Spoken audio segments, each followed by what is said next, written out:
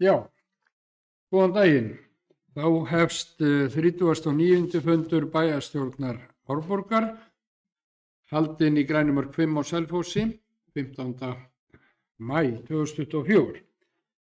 Mættir til fundarins eru sá sem hér stendur, Kjartan Björnsson, forseti bæjarstjórnar, Bragi Bjarnason, bæjarfulltrúi D-lista, Fjóla Steindóra Kristinsdóttir, bæjarfulltrúi D-lista, Sveinn Ægir Birgisson, bæjarfulltrúi D-lista, Brynhildur Jónsdóttir, bæjarfulltrúi D-lista, Helga Lind Pálsdóttir, bæjarfulltrúi D-lista, Arna Ýr Gunnarsdóttir, bæjarfulltrúi S-lista, Björgvin G. Sigurðsson, varabæjarfulltrúi S-lista, Arnar Freyr Ólafsson, bæjarfulltrúi B-lista, Ellý Tómasdóttir, bæjarfulltrúi B-lista og Álfheiður Einarsdóttir, bæjarfulltrúi A-lista.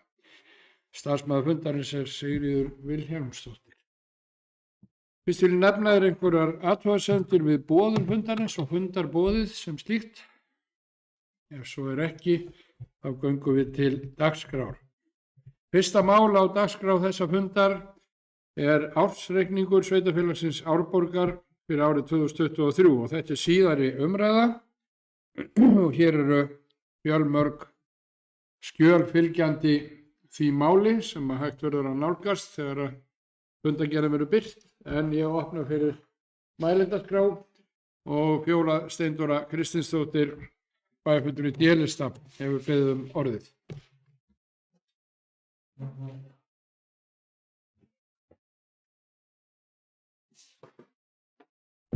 Forseti, bæjarfulltrúar, aðrir tilheyrendur. Já, við erum svo sem búin að fá ágætis yfirferð frá endurskoðanda áður en þessi fundur hófst varðandi ásetningu sveitarfélagsins. Ég kem aðallega upp bara til þess að fara yfir það að það eru engar breytingar á milli umræðna, ekki á tölum varðandi sem hafa áhrif á niðurstöðu reikningsins. En eins og hefur komið fram og kom fram hér á síðasta fundi að þá er rekstrarniðurstaða sveitarfélags Árborgar samkvæmt samanteknum rekstrarreikningi A og B neikvæður 1.269 milljónir fyrir árið 2023 en samkvæmt samþykktri fjárhagsáætlun fyrir árið 2023 var gert ráð fyrir 1.856 milljón króna neikvæðri rekstrarniðurstöðu. Tekjurnar námu 17.951 milljón og hækkuðu 2.665 frá fyrra ári. Það er auðvitað ánægjulega tign á lofti þegar að farið í gegnum reikningin varðar nokkra lykiltölur, skuldaviðmið A og B hluta og veltufé frá rekstri og framlegð og sem er bara ánægjulegt að sjá þó að betur með að duga skal eins og við segjum þegar svona á við, en allavega skuldaviðmið komið 147,4%. Samanborið við 156,6 í lok fyrra árs og stefndu þetta í miklu hærri tölur ef við hefðum ekki farið í þær aðgerðir sem við fórum í og er bara mjög ánægjulegt að sjá það að þær eru að skila okkur hagkvæmari niðurstöðu heldur en að áætlanir gerðu ráð fyrir þó að við séum að horfa á lífeyrisskuldbindingar hafi hækkað 430 milljónir og fjármagnsgjöld séu töluvert hærri heldur en að áætlun gaf til kynna, sem er auðvitað líka alltaf ótrúlega erfitt að eiga við þar sem að okkur ber að fara eftir svona spám sambandsins. Þannig að við í rauninni förum eftir því, förum eftir þeim viðmiðum sem þeir leggja fram, sem er líka svo kannski eitthvað sem við verðum bara svolítið að beygja okkur undir, en það þýðir það samt sem áður og þar eru við með tæpa 400 milljónir, þannig að samanlagt er þetta milli 800 og 900 milljónir sem að við erum með ófyrirséðan kostnaðarnir sem í rauninni eru vegna mikilla vaxtaberandi skulda. Við erum náttúrulega með gríðarlega mikið af vaxtaberandi skuldum sveitarfélagið og þar af leiðandi erum við með þessa upphæð í þessu umhverfi sem að þessu efnahagsumhverfi sem við búum við. Að það segir sér sjálft að það er eitthvað sem er mjög erfitt að eiga við, en engu að síður þá er jákvæð niðurstaða fyrir þessa leiði og við verðum að horfa á litlu hlutina því þetta er auðvitað búið að vera gríðarlega krefjandi ár og ég ætla bara ekki að lýsa því hvað þetta hefur verið krefjandi ár á köflum og gríðarlega mikilvægt að sjá það að veltufé hefur aukist og við erum farin að geta staðið skilum við okkar skuldbendingar og það er mjög mörg jákvæð tign á lofti þó að við séum ennþá í hérna mínus og þetta er þetta langklaup að snúa við svona rekstri, en ég er allavega sátt við það sem að við höfum verið að vinna að og höfum gert og það sé að skila sér, og fyrir það er ég afar þakklát bæjarstjórn og ráðgjöfum og starfsfólki og stjórnendur sveitarfélagsins.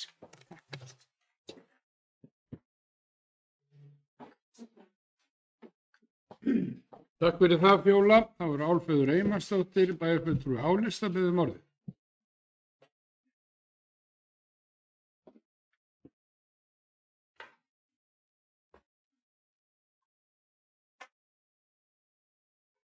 Herra forseti, bæjarfulltrúar, kæru íbúar og aðrir þeir sem eru að fylgjast með fundinum,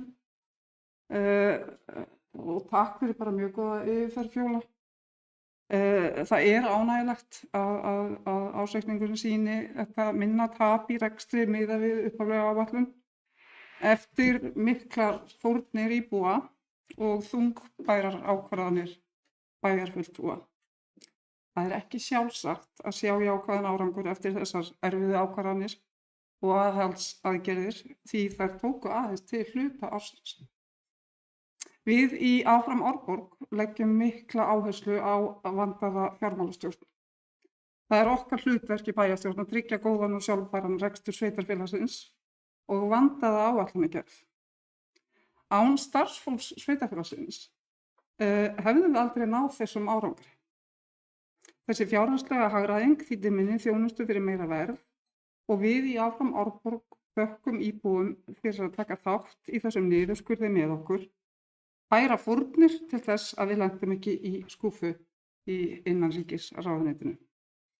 Við viljum einnig sérstaklega þakka starfsfólki fyrir góðar tillögur að sparnaði hagræði og aukinni skilvirkni, en við megum samt aldrei gleyma því að við berum pólitíska ábyrgð á þeim ákvörðunum sem teknar eru og það má aldrei velta þeirri ábyrgð yfir á starfsfólk.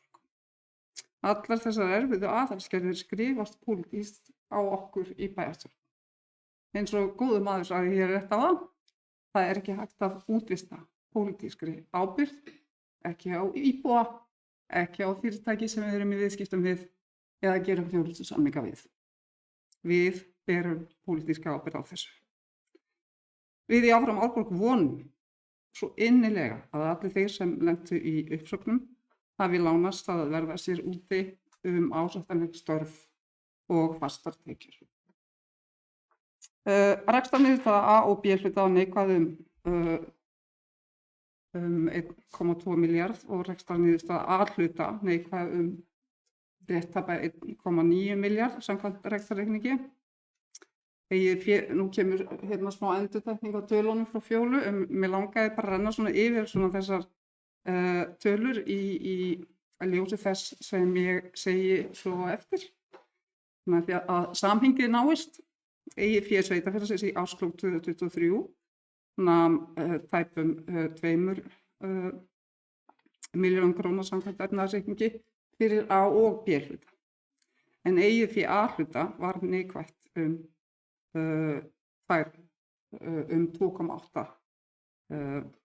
milljarða.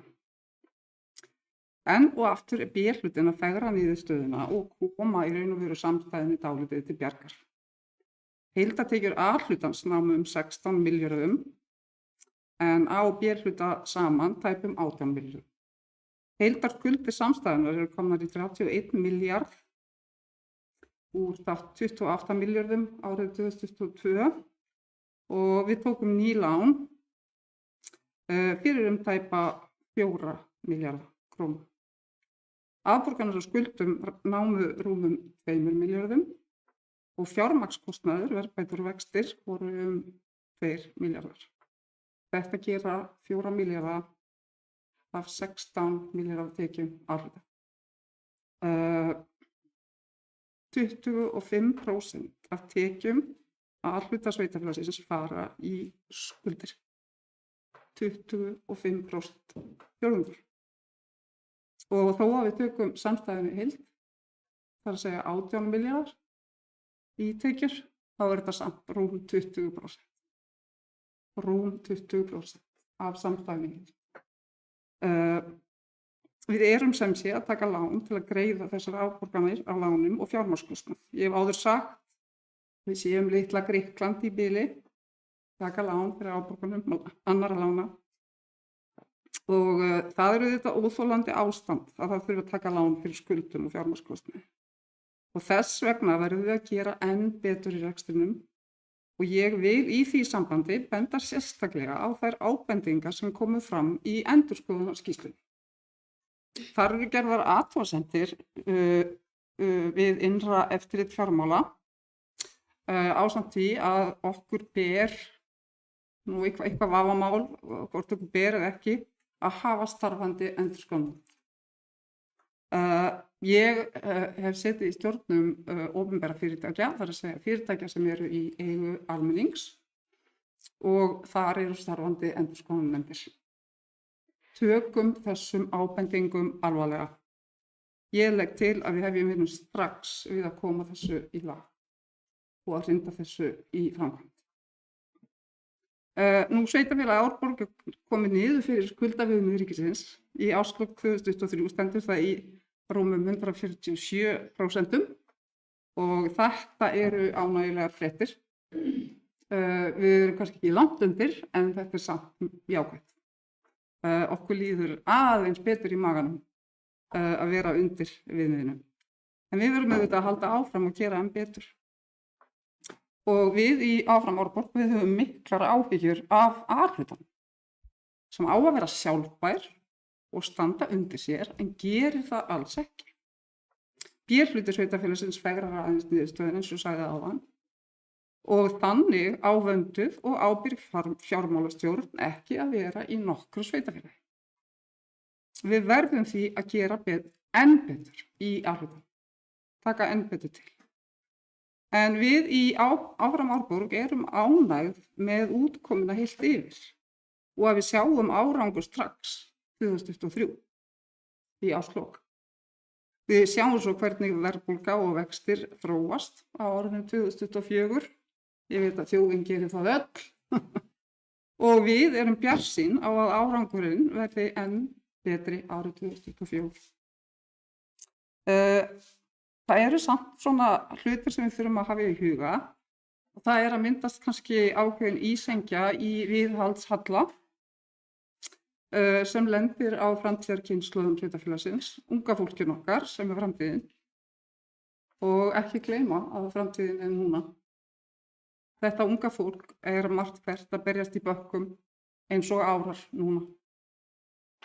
Þannig að við þurfum að hafa þetta í huga að ísengjan verði ekki of stór, að viðhaldshallinn verði óviðráðanlegur inn í framtíðin.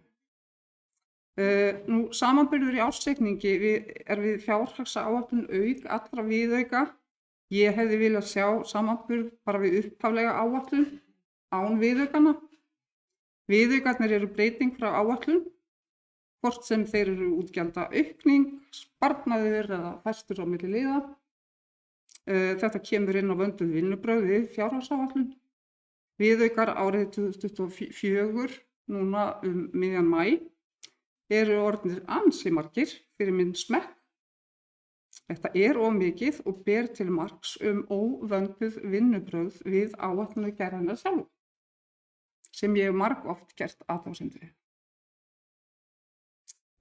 Ég var til dæmis hugsi eftir síðasta bæjarstjórnarfund, þá voru á dagskrá 2 góðar tillögur og nefndum, en þær voru ekki kostnaðargreindar. Við eigum ekki að gefa út blindatékka. Nefndir sem leggja fram tillögur án kostnaðaráætlana, hvort sem það eru útgjöld, sparnaður, mótvægisaðgerðir eða hvað annað. Þetta voru tillögur í raun og veru samþykktar í blindni. Og við í Áfram Árborg erum ekki ánægð með þetta. Það á ekki að samþykkja neitt án þess að vita hvað það kostar, hvað það sparar og hvað það þýðir varðandi þjónustu við íbúa. Við viljum því ítreka við nefndir að koma ekki með tillögur hversu góðar sem það hljóma.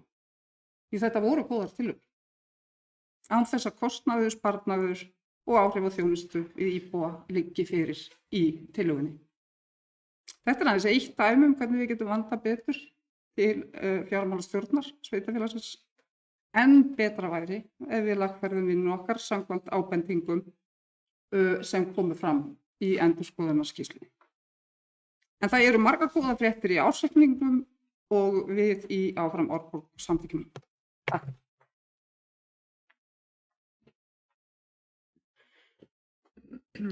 Takk fyrir þetta, Álfheiður. Þá er Arnar Freyr Ólafsson, bæjarfulltrúi B-lista, biður orðið.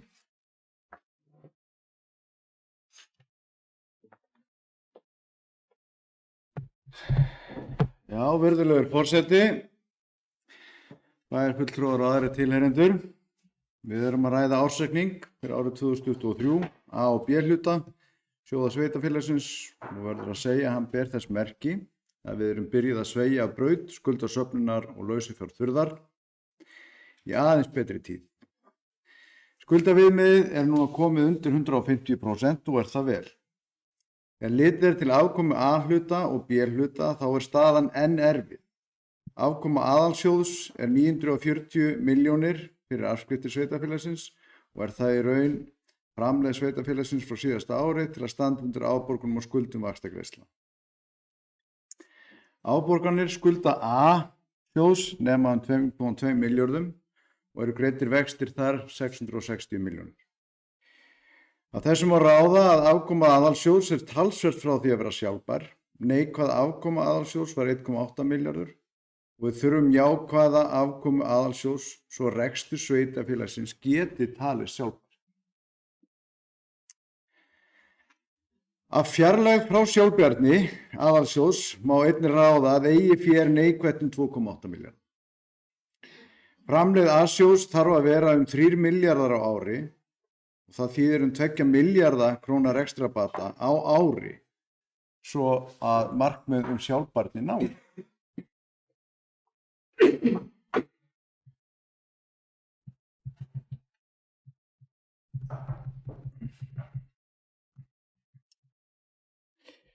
Það verður því að halda áfram að einbeita sér að lagfæringu á rekstri sveitafélagsins og við kjörnir fulltrúar verðum að vera afdráttarlaus í því. Samkvæmt endurskoðunarskýrslu endurskoðanda PricewaterhouseCoopers er því haldið til haga þau viðmið sem við notum til að meta rekstrarhæfi er enn neikvæð. Eiginfjárhlutfall er að lækka og til viðbótar og þá er útreiknaður liður sem kallast jafnvægisregla notað til að meta rekstrarhæfið. Og í endurskoðunarskýrslu segir, bara með við, samkvæmt ákvæðum 64. grein laga mega samanlögð heildarútgjöld til rekstrar vegna A og B hluta í reikningsskilum sveitafélagsins á hverju 3 ára tímabili ekki vera hærri en sem nemur samanlögðu reglulegum tekjum í lok árs 2023. Í lok árs 2023 uppfyllir sveitafélagið ekki þessi viðmið.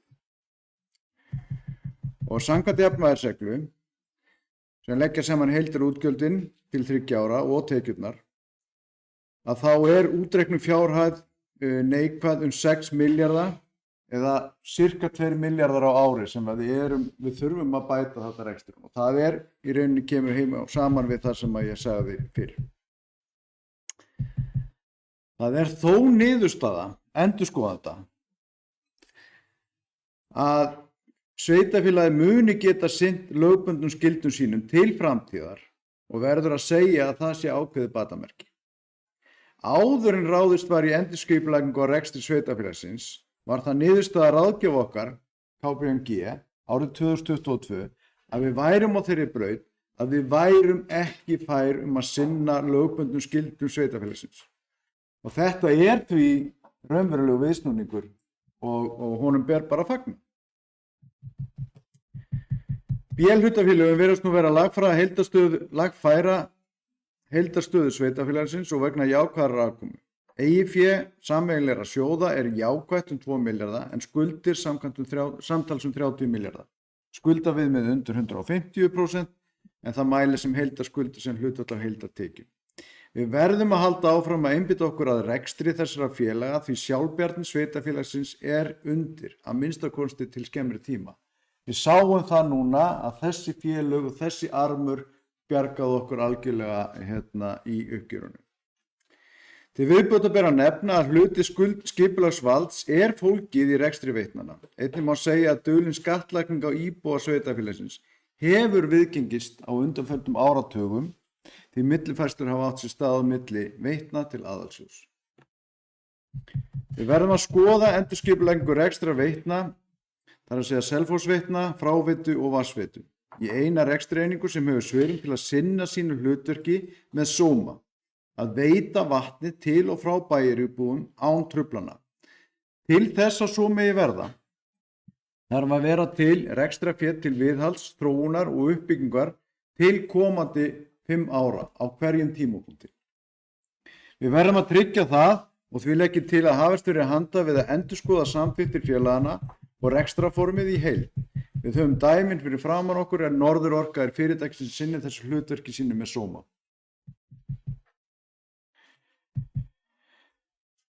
Ágætir áheyrendur, ég fór yfir málin í fyrstu umræðu ársreikning og hvernig efnahagsreikningur skekkist á hverju ári með verðbólguútreikningum. Hvar skuldir eru uppreiknaðar en eignir að hluta og var mismunur á síðasta ári 700 milljónir.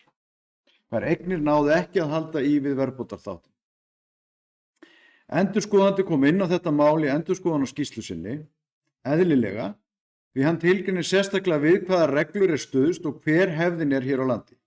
Ég ger ekki athugasemd við útreikning og útfærsluna í sjálfu sér. Hins vegar ger ég athugasemd við eignastöðuna og við val á þeirri aðferð sem sýnir ekki vel eignastöðu sveitarfélagsins. Því hvet ég til að unni verða samantekt á því að færa eignir á markaðsverð. Með heilbrigðari framsetningu á eignum og skuldum endurspeglast raun eignastaða sveitarfélagsins í hlutfalli við eigið fé og skuldir sem mun hafa áhrif á vaxtakjörun sem okkur mun bjóðast á komandi ári. Að endingu þá verðum við að halda fast áfram útgjaldartauma sveitarfélagsins, lagfæra afkomu A-sjóðs, einnig verðum við að temja okkur hófsemi í vegferðinu og hafa ávallt í huga að aðgerðir okkar hafa bein áhrif á líf og afkomu íbúa Árborgar. Við verðum að koma fjárhag sveitarfélagsins á þann stað að hann verði sjálfbær í hvívetna og hann sé til fyrirmyndar í samanburði við sveitarfélög á Suðurlandi. Ef fjárhagurinn er slakur í Árborg erum við ekki til þess fallin að leiða framþróun komandi ára í rekstri sveitarfélaga á Suðurlandi. Og ég hef lagt fram bókun sem er í rauninni algjörlega í takti við niðurlag sem ég las upp hér.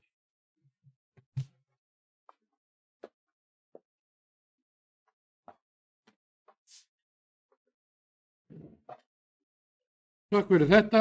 Arnar, þá hefur Fjóla Steindóra Kristinsdóttir bæjarfulltrúi D-lista beðið orðin.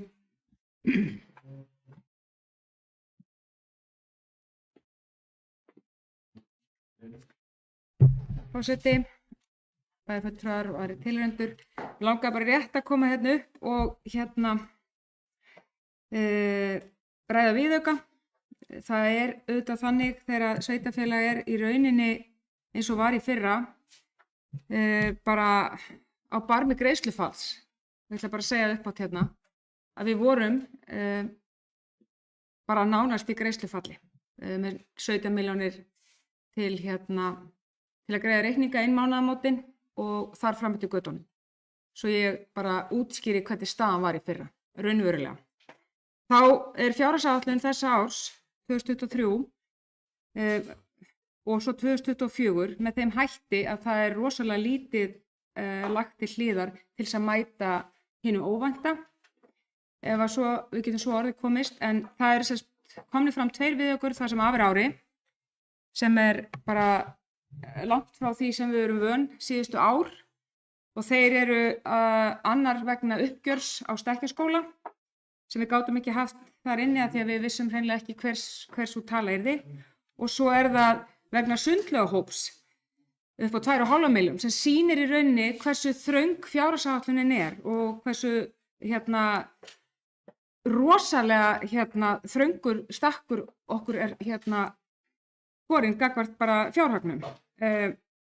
Ég meðast áhugavert endurskoðunarskýrslan áðan þar sem að PricewaterhouseCoopers hefur rauninni alltaf endurskoðað okkur í 21 ár og það er auðvitað ótrúlegt ef maður hugsar þessa prósentutölu, þú veist að við erum náttúrulega búin að vera í gríðarlega mikilli lántöku í mjög langan tíma og við erum að taka lán á því tímabili sem lágvasta tímabil hérna á Íslandi, sem svona kannski áður óþekkt tímabil, segi allan unga fólkinu sem tók lán þá og skilur ekkert í því að það þurfa að færa sig yfir í verðtryggð lán. Og það auðvitað þannig að þegar við höfum bara aðgang að verðtryggðum lánum, að þá eru hlutirnir rosalega fljótir að gerast þegar við förum svo að stað inn í það sem við öll þekkjum. Og þannig að þetta er rosalega vandfetaður millivegur, því að þetta er auðvitað ekki fyrirtæki sem á að reka með hagnaði. Þetta er sannarlega þjónustu, sveitarfélagið að sinna þjónustu við íbúa fyrst og fremst og það er okkar megin markmið og hlutverk, en auðvitað verðum við að eiga fyrir því. Við borgum auðvitað enga reikninga með efnahagsreikningnum, en ég algjörlega sammála bæjarfulltrúa Arnar, auðvitað þurfum að skoða það hefur ekki verið gert síðust ár að vera uppfæra, en við borgum enga reikninga með því. Það aftur á móti bara sýnir stöðuna eins og hún er réttilega, af því að við erum auðvitað eigum töluvert eignum. Varðandi B-hlutann, þá er það svo aftur það sama við höfum margoft rætt hérna. Ég hef ekki séð það sveitarfélag sem er ekki að nýta B-hlutafyrirtæki til þess að laga til eða bara sýna reksturinn eins og hann er. Ég er alveg sammála því að við þurfum að aðgreina og passa upp á B-hluta, verðmæti B-hlutafélagsins, og það er okkar markmið auðvitað að gera A-hlutann sjálfbæran. Hvernig svo sem við gerum það síðan, vegna þess að eins og komið fram bæði í máli Álfheiðar og Arnars bæjarfulltrúa, að þetta er eitthvað sem það tekur lengri tíma, vegna þess að við verðum á endanum samt að sinna þjónustunni og passa upp á okkar viðkvæmustu hópa, því að við erum á endanum auðvitað að sinna viðkvæmum hópum fyrst og fremst.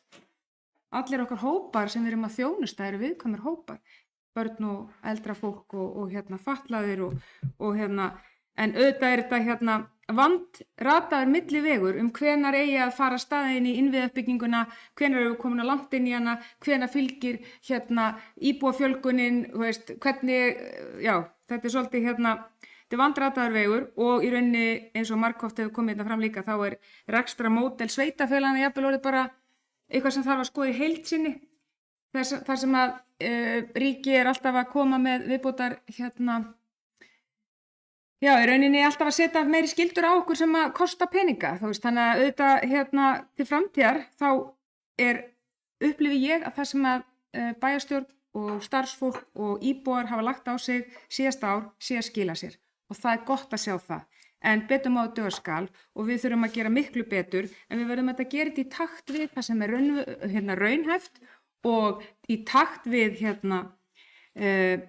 bara það sem að við getum gert og er bara raunhæft, til þess að við séum ekki að skera of mikið niður, og við mögum ekki gleyma því að við erum líka búin að vera í bullandi uppbygging á þessu tímabili, og mér finnst það hafa kannski ekki komið nógu skýrt fram heldur, að við erum búin að vera hér í framkvæmdum, hér er búið að vera að bora, hér eru við miðri framkvæmd með stekkjarskóla, hér eru við að vinna að fráveitumálum, og það er verið að halda áfram þeim verkefnum sem hafa verið í gangi síðustu ár, og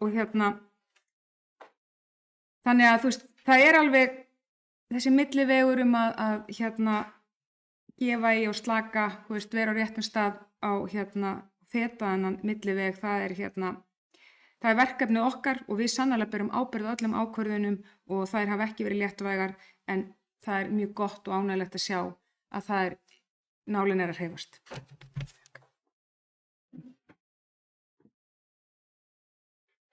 Takk fyrir Fjóla. Arna Ýr Gunnarsdóttir, bæjarfulltrúi S-lista, við biðjum orðið.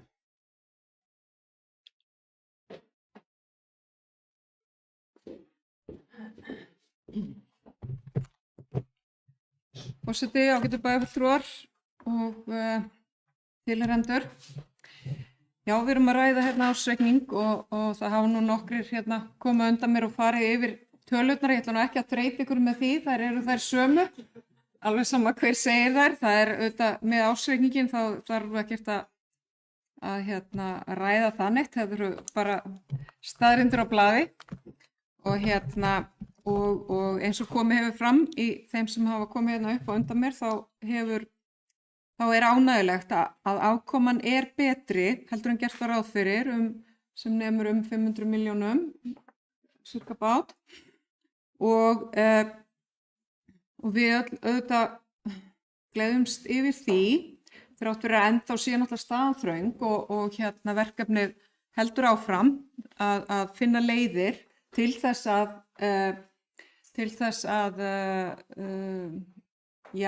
gera reksturinn hugsanlega skilvirkari en ekki síður að finna leiðir til að auka tekjumöguleika sveitarfélagsins og auðvitað að minnka skuldir og það kemur auðvitað með því að reksturinn verður betri.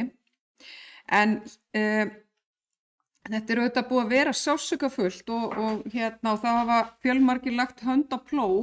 Það er auðvitað okkur ber öllum að þakka okkar góða starfsfólki sem hefur komið fullt af góðum hugmyndum og tillögum leiðir til þess að bæta skilvirknina í rekstrinum en svo hafa jafnframt og hefur verið farið í mjög sársaukafullar aðgerðir sem hafa þýtt uppsagnir og það er eitthvað sem er öllum þungbært og er eitthvað sem enginn bað að taka þátt í og við skulum bara hafa það öll í huga að það finnur virkilega til með þeim sem hafa orðið fyrir barðinu á því og vona svo sannarlega að það þurfi ekki að koma til fleiri slíkar aðgerðir. Við höfum auðvitað líka margoft rætt hérna á þessum vettvangi af hverju rekstur sveitarfélagsins Árborgar er erfiður og þungur og það er ekkert nýtt eins og ég hef svo sem oft komið inn á hérna áður. Ég er nú búin að vera að sitja í bæjarstjórninni hér töluvert lengi og frá upphafi vega þá hefur sveitarfélagið Árborg alltaf þurft að taka lán fyrir öllum framkvæmdum. Frá því að ég settist hér árið 2010 þá hefur reksturinn verið þannig að það hefur annaðhvort verið til fyrir rekstrinum eða framkvæmdunum og þá hefur þurft að taka lán fyrir rekstrinum eða framkvæmdaáætluninni eða fjárfestingaráætluninni. Það hefur alltaf verið þannig. Og þannig að það er ekkert nýtt að þetta sveitarfélag berjist í bökkum og fjárhagsstaðan hérna hefur verið þröng bara árabil. Það er bara þannig. Og það er ekkert nýtt að það sé verið að taka lán, eins og ég segi, fyrir framkvæmdum og fyrir fjárfestingum. Það er dýrt að stækka hratt. Við höfum stækkað gríðarlega hratt. Það er dýrt að vera fjölkjarna sveitarfélag. Við erum með 3 þéttbýliskjarna, við erum með dreifbýli, það er dýrt. Og þetta er viðurkennt af eins og Jöfnunarsjóður sveitarfélaga að þau sveitarfélög sem að búa við þannig skilyrði að þau eiga í rauninni að fá meira úr Jöfnunarsjóði heldur en önnur.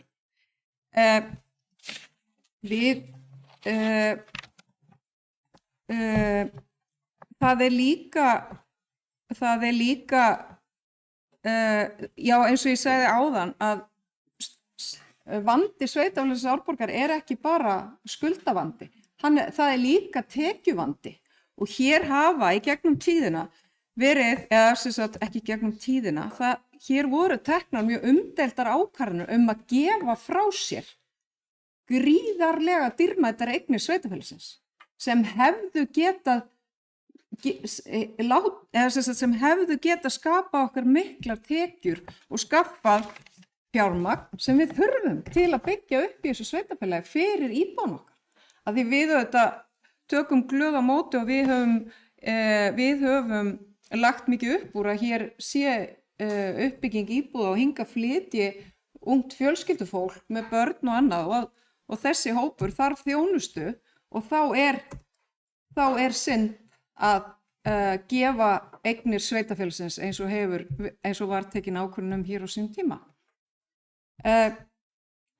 Haraldur Líndal skrifaði góða grein á dögunum sem ég held að flestir hérna inni og flest sveitarstjórnarfólk í landinu hafi lesið að í raun og veru eru sveitarfélög á Íslandi ósjálfbær, þau eru ekki rekstrarhæf, það er ekki okkur eru ekki tryggðar nægar tekjur og þetta Haraldur Líndal er eiginlega sérfræðingur í fjármálum sveitarfélaganna og hann er búinn að fara og taka út rekstur greiðlega margra sveitarfélaga þannig að hann getur borið saman og séð hvernig málum háttað. Þannig að það eitthvað þarna mikið sem þarf að skoða og fara hún í sauman á, það alveg ljóst. Og síðan hafum við haft þessa stöðu í efnahagsmálum á Íslandi núna undanfarin ár með þessa gríðarlegu vexti og það auðvitað eitthvað sem erfitt fyrir sveitarfélög sem eru í uppbyggingafasa þar sem að við komumst ekki hjá því að veita þjónustu og í dag þá auðvitað samfélagsleg viðmið alltaf að breytast og væntingar að aukast í tengslum við bara aðgengi og gæði og á þjónustu. Þetta í stöðugri breytingu og það bara meiri kröfur í samfélaginu hvernig sveitarfélögin eiga að veita þjónustu. Þannig að það alls ekki einfalt mál að reka sveitarfélag og þetta verður áskorun áfram.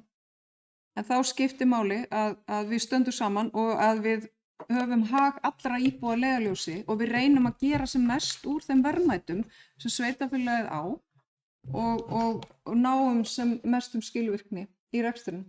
Takk. Takk fyrir þetta Arna Ýr, þá Sveinn Ægir Birgisson, bæjarfulltrúi D-lista beðið um orðið.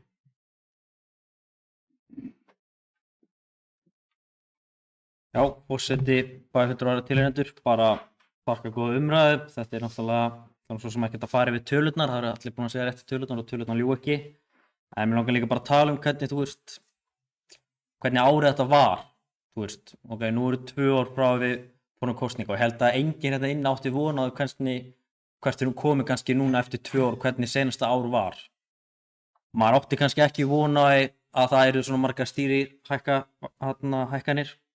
Hvað var að koma í 14 hækkanir í röð, að staðan var mjög alvarleg og hvernig seinasta ár var líka að þurfa að fara í þessar aðgerðir sem náttúrulega svo sem enginn bað en þetta bara, við erum kosin til þess að gæta að sveitarfélagið getur staðið undir sér í rauninni og við þurftum að flýta tekjum, seinka greiðslum eins og við gátum líka og ég held að margir íbúar gerðu sér ekki grein fyrir að það voru bara mörg mánaðamót sem stóðu bara mjög tæpt að við áttum bara rétt svo fyrir launum og svo bara nokkrar milljónir inn á bók eftir það og áttum þá eftir að borga reikninga. Að auðvitað erum við keppnisfólk kannski öll inni og viljum sjá góðan árangur og þetta kannski fyrsta skrefið í góðum árangri en þetta langhlaup hjá okkur, ekki spretthlaup og við þurfum að passa púlsinn og þurfum að passa að við förum ekki of og förum ekki að skerða á þessa íbúa sem við erum með og veita góða þjónustu og allt það. Og líka erum í stóru uppbyggingaþörf, við erum að taka mót mörgum íbúum, en við þurfum líka að passa að við séum ekki að skerða þau lífsgæði sem íbúar eiga til staðar sem búa fyrir einhverja nýbúa. Þess vegna held ég að byggingarréttargjaldið muni hjálpa okkur verulega í þessu allri uppbyggingu til að taka mót það. Því við vitum að vel að þeir íbúar sem flytja þetta í sveitarfélagið þeir eru að fara að borga útsvar og útsvari fyrir náttúrulega bara að borga starfsmönnum laun, snjómakstur og reka batteri. Það kannski ekki endilega að taka lán til að byggja skóla og auðvitað þurfa að taka lán til að fara í framkvæmdir en auðvitað valkvæmt hvaða framkvæmdir við förum síðan í hverju sinni. Mér langar líka bara að þakka starfsmönnum sveitarfélagsins og allir bæjarstjórn líka fyrir síðasta ár hvernig samvinnan hefur gengið. Og sérstaklega þakka Fjólu stjórnarteymi sveitarfélagsins, reyndi mikið á það og bara alla starfsmenn og líka íbúa en líka minna á að verkið ekki búið og við erum ennþá í þessu hlaupi og við ætlum að klára þetta hlaup. Takk.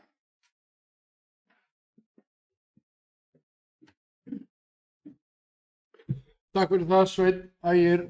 Þá Björgvin G. Sigurðsson, varabæjarfulltrúi Samfylkingar beðið orðið. Vestlista. Já, forseti bæjarfulltrúar og áheyrendur. Þakka fyrir góða og upplýsandi umræðu og það er nauðsynlegt einmitt eins og hér hefur verið gert að setja þetta aðeins í samhengi og líkt og bæjarfulltrúi Arna Ýr Gunnarsdóttir nefndi áðan þá hefur verið dýrt að stækka hratt og í miðjum í þeirri þróun miðri þá skellur á heimsfaraldur með öllum þeim tekjusamdrætti og kostnaðarauka sem því fylgdi og þar ofan í kaupið tekum við tímabil nánast óðaverðbólgu þar sem að ársverðbólga í árslok 2023 stóð í 7,7%, hafði þó lækkað úr eitthvað staðar í kringu 10%. Stýrivextir yfir 9% núna eftir 14-15 hækkanir í röð. Þannig ástandið hefur vissulega verið fordæmalaust og svo kannski ekki þar sem að síður skiptir miklu máli og kom hérna fram í máli bæjarstjóra áðan að það er í rauninni sá rammi sem sveitarfélögunum er sniðinn til reksturs af ríkisvaldinu. Það er náttúrulega mjög ójafnt gefið á milli ríkis og sveitarfélaga og hlutdeild sveitarfélagana í veltusköttunum til dæmis er engin og myndi auðvitað skipta miklu máli þegar er að ræða mikla aukningu. Sveitarfélög eins og núna sveitarfélögin í nágrenni við höfuðborgarsvæði sem að hafa stækkað hratt á fáum árum, árborgu auðvitað í stökkum frá því aldamótin 2000, er refsað grimmilega fyrir það og ekki síst af þeim lagaramma sem að Alþingi setur sveitarfélögunum að vinna eftir. Það er erfitt að bregðast við mikilli uppbyggingu og aukningu innviða á stuttum tíma eins og sveitarfélagið Árborg er dæmi og ofan í þann tíma, eins og ég nefndi hérna áðan, koma fádæma sérstakir tímar í heimsbúskapnum og efnahagslífinu öllu sem að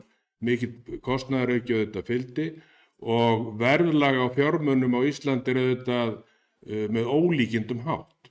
Vextir eru auðvitað ekkert annað en verð á fjármunum og verð á fjármunum hér eru, eins og ég nefndi á óverðtryggðum vextum, lægstir rúmlega 9%, 17% á yfirdráttarlánum og beri menn það saman við verðlag á fjármunum í nágrannalöndunum sem eru 2-3%, 4% kannski mestalegi.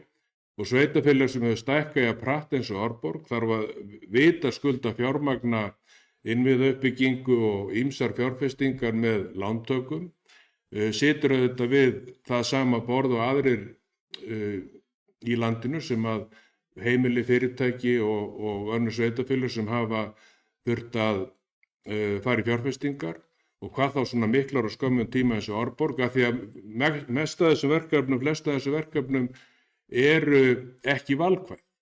Það er ekkit val það að byggja nýjan skóla yfir börnin sem að hafa flutt í sveitarfélagið og stekkjarskóli er dæmi Það er ekkit val að byggja nýjan leikskóla, það er í sjálfu sér ekkit val það að byggja með nútímalegum hætti yfir íþróttastarfi í sveitarfélaginu. Þó að megi útfæra þessa hluti með ýmsum hætti, hvernig það er gert og hvar það er sett niður, þá er afskaplega lítið af þessum verkefnum eitthvað sem að stjórnendur á þeim tíma hafa í rauninni eitthvað val að fara í eða ekki. Það getur vel verið að setja íta því undan sér, fresta byggingu á skóla eða leikskóla einhver tíma og setja bráðabirgðahúsnæði upp, ákveða byggja ekki yfir íþróttirnar þannig að þær séu rauninni samkeppnishæfar við það sem er að gerast í öðrum stórum sveitarfélögum á landinu og svo framvegis. En þegar upp er staðið og til stykkisins kemur, þá er fæst þessum verkefnum valkvæð, ríkið skaffar ranglega sveitarfélögunum og refsar þeim grimmilega sem stækka. Og það er að mörguleyti kjarni málsins og með það verkefni í fanginu sita sveitarstjórnarmenn hringinn í kringum landið við afskaplega mismunandi aðstæður. Sumstaðar er þensla, uppgangur og fjölgun, annars staðar ekki, allstaðar áskoranir en auðvitað mjög ólík verkefni.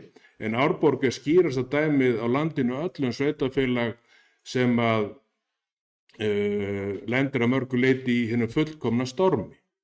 Ef að svo má orði komast þegar að efnahagsaðstæður er eins og þær hafa verið á síðustu árum, verðbólga, verðlag á fjármunum líklega það þriðja hæsta í allri Evrópu, ef ekki það næst hæsta. Og auðvitað er mikil glíma og erfitt að stjórna þessar aðstæður og margt gott verið gert og við höfum rætt hér í dag að það er verið að hreyfa hlutina í rétta átt eftir uppbyggingu, fjárfestingar, innvið uppbyggingu og íbúafjölgun síðustu ára og það er að vitaskuld þakkarvert og ánægjuefni fyrir okkur öll sem búum í sveitarfélaginu Árborg.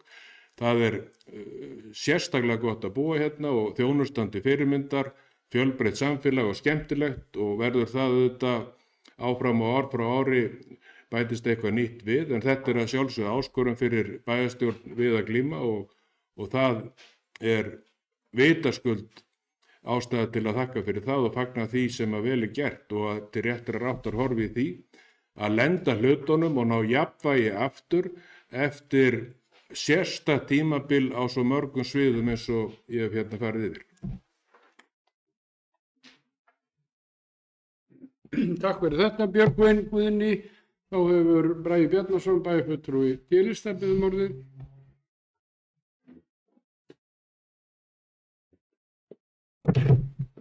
Forseti bæjarfulltrúar og aðrir tilheyrendur.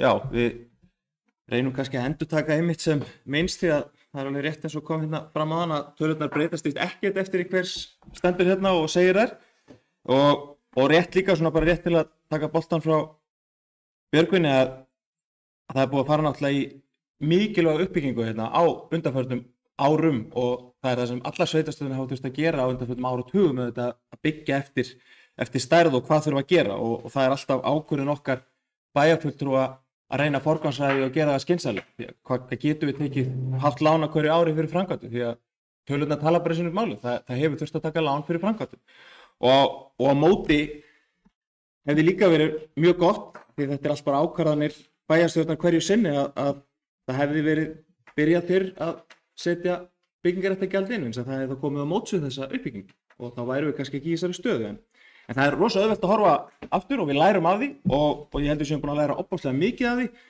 og viljum að halda áfram. Og það er ánægjulegt að endurskoðun núna milli umræðna sé ekki að breyta heildarniðurstöðunni.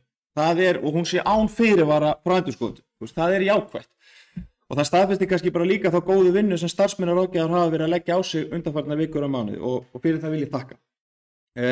Ég tek samt bara undir með ykkur hérna að því sem hefur komið fram, við erum á réttri leið og erfiðar aðgerðir sem við höfum farið í hafa skilað árangri. Réttvarandi B-hlutafyrirtækin, þá er þetta bara staðreyndir úr rekstrinum. Þetta eru bara tölurnar og þær endurspeglast í heildarniðurstöðu. Þær eru ekki að gera neitt annað. Þær eru bara að gera nákvæmlega það sem þær eiga sín. Og við erum ekki að færa arðgreiðslur úr þessum fyrirtækjum yfir í aðalsjóðum til að fegra. Það er ekki verið að fegra neitt. Þannig að við eigum þessi fyrirtæki, hvort við ætlum að breyta útfærslun á þeim einhverju, það eru bara aðrar ákvarðanir, þetta er rekstur eins og hann er. Margir mælikvarðar hafa batnað verulega milli ára. Við erum búin að tekja ótrúlega mikið af markmiðabóksinu okkar sem við gerðum fyrir árið síðan sem er virkilega jákvætt, en verkefni er ekki búið. Og það má kannski nefna það bara svona til að nefna eitthvað að það er mjög gott að veltuhlutfallið hafa hækkað 23% milli ára. Það er mjög gott svona til að nefna eitthvað mælikvarða. En við stöndum hér í dag og við megum fagna þessum áfanga í verkefninu. Nú er að halda áfram að styrkja fjárhagsgrunn sveitarfélagsins, skoða meðal annars útfærslur á B-hlutafyrirtækjunum, vanda áfram vinnu við fjárhagsáætlanir næstu ára og fylgja þeim eftir til að gera reksturinn sjálfbæran, veita áfram góða þjónustu og skapa aðstæður til að lækka skatta og gjöld á íbúa. Takk fyrir.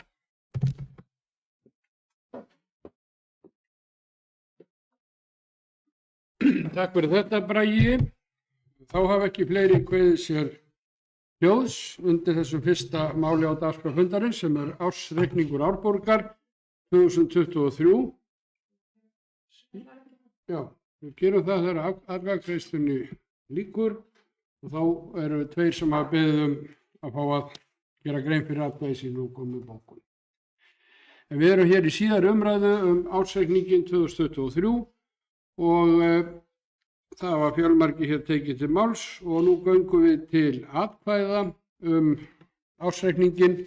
Þeir sem eru honum samþykkir vinsamlegast gefið merki. Það er samþykkt samhljóða en það hafa tveir beðið að fá óskað eftir að fá að gera grein fyrir atkvæði sínu. Það er Arnar Freyr Ólafsson, bæjarfulltrúi í B-lista og ég gef honum orðið.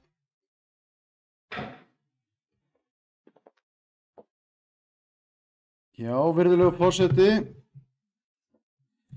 bæjarfulltrúar og aðrir tilheyrendur. Við í Framsókn lögðum fram hérna löglétta bókun til þess að svona hnykkja á því sem að kom fram í máli áðan og hún hljóðar svo: Þrátt fyrir afkomubata rekstrar hjá sveitafélaginu Árborg þá er mikilvægt að við höldum áfram fast útgjaldatauma sveitafélagsins.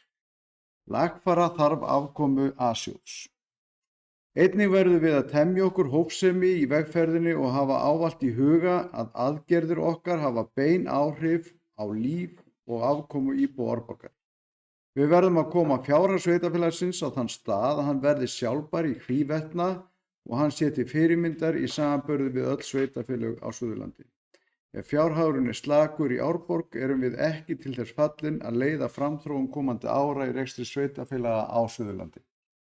Og undir þetta ritar Arnar Freyr Ólafsson, bæjarfulltrúi B-lista og Ellý Tómasdóttir, bæjarfulltrúi B-lista. Og svona kannski aðeins til þess að bæta við, ég var nú búinn að biðja um orðið en ákvaða að skeita því bak við þessa bókun. En af því að bæjarfulltrúi Arnar kom inn á það áðan að það hafi verið staðan hefur ávallt verið sú að við höfum þurft að taka lán fyrir framkvæmdum á einn eða annan hátt, hvernig sem við reiknum það. Og þá er bara ágætt að árétta það að ef við gerum það, ef við erum að taka lán, þá þýðir það að verðbóta þátturinn, hann bætist alltaf ofan á ár eftir ár eftir ár eftir ár. Og við erum að horfa þá á, ekki raunverulega kostnaðinn, heldur kostnað með óútfylltum tékkum. Og það er bara eitthvað sem við verðum að horfa á og ég staðið hér upp og þakkað fyrir raunverulega það að við séum verðtryggð eða skuldirnar séu verðtryggðar á svo miklu marki vegna þess að það hefur gert okkur kleift að vera lausafjármögnuð að því leyti sem við vorum. En þetta er hins vegar staðreynd málsins og bara ágætt að hafa það hugfast þegar við erum að fara í framkvæmdir á komandi árum að við reynum að eiga fyrir þeim í auknum mæli. Já, takk fyrir þetta Arnar. Við leiðum þetta eftirskeyti hér eftir bókunar upplesturinn þar sem að við hleyptum honum ekki að þannig undir lok umræðunar áðan en svona almennt séð er ekki heppilegt að vera með almennar umræður eftir bókun því þá er búið að loka mælendaskrá en Fjóla Steindóra Kristinsdóttir hefur óskað eftir að fá að gera grein fyrir atkvæði sínu eða síns hóps, hvort sem er.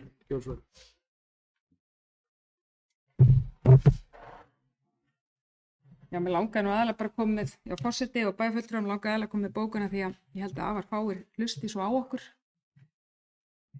En bókunin hljóðar svona. Eftir krefjandi rekstrarár, erfiðar aðgerðir og endurskipulagning í rekstri sveitarfélagsins er afar ánægjulegt að sjá að skuldaviðmið A og B hluta samkvæmt jafnvægis- og skuldareglu sveitarstjórnarlaga nú komin 147,4% og því undir 150% af viðmiði sem eftirlitsnefnd fjármál sveitarfélaga setur. Framlegð hefur aukist verulega milli ára úr 1,5% í 11,1% og vel yfir áætlunum. Það er styrkleikamerki að sjá að veltufé frá rekstri jókst einnig verulega milli ára og nam 1.713 milljónir króna árið 2023 sem nemur 9,5% heildartekjum. Samhliða endurskipulagning í rekstri og aðhaldsaðgerðum var haldið áfram með innviðafjárfestingar eins og skóla, fráveitur og heitavatnsöflun sem mun skila sér í betri lífsgæðum fyrir íbúa til framtíðar. Þrátt fyrir batnandi grunnrekstur og aukna fjármunamyndun að þá á þá ennþá við að betur má duga skal. Verkefni framundan er að halda áfram á braut ráðdeildar í rekstri og ábyrgrar fjármálastjórnun, fylgja eftir aðgerðaáætlun bæjarstjórnar og byggja hún á þann góða árangur sem nú hefur náðst. Þannig tryggjum við sjálfbæran rekstur sveitarfélagsins til framtíðar og getu þess til að sinna lögbundnu verkefni sínum ásamt því að veita íbúum sem allra besta þjónustu og til framtíðar lækkunar á álögum. Að lokum vil ég þakka bæjarstjórn, ráðgjöfum, starfsfólki, forstöðufólki og æðstu stjórnendum og auðvitað íbúum fyrir þennan mikla viðsnúning sem greina má í ársreikning ársins 2023. Framtíðin í sveitarfélaginu Árborg er sannarlega björt. Fjóla Steindóra Kristinsdóttir bæjarstjóri og bara meirihluti. Já.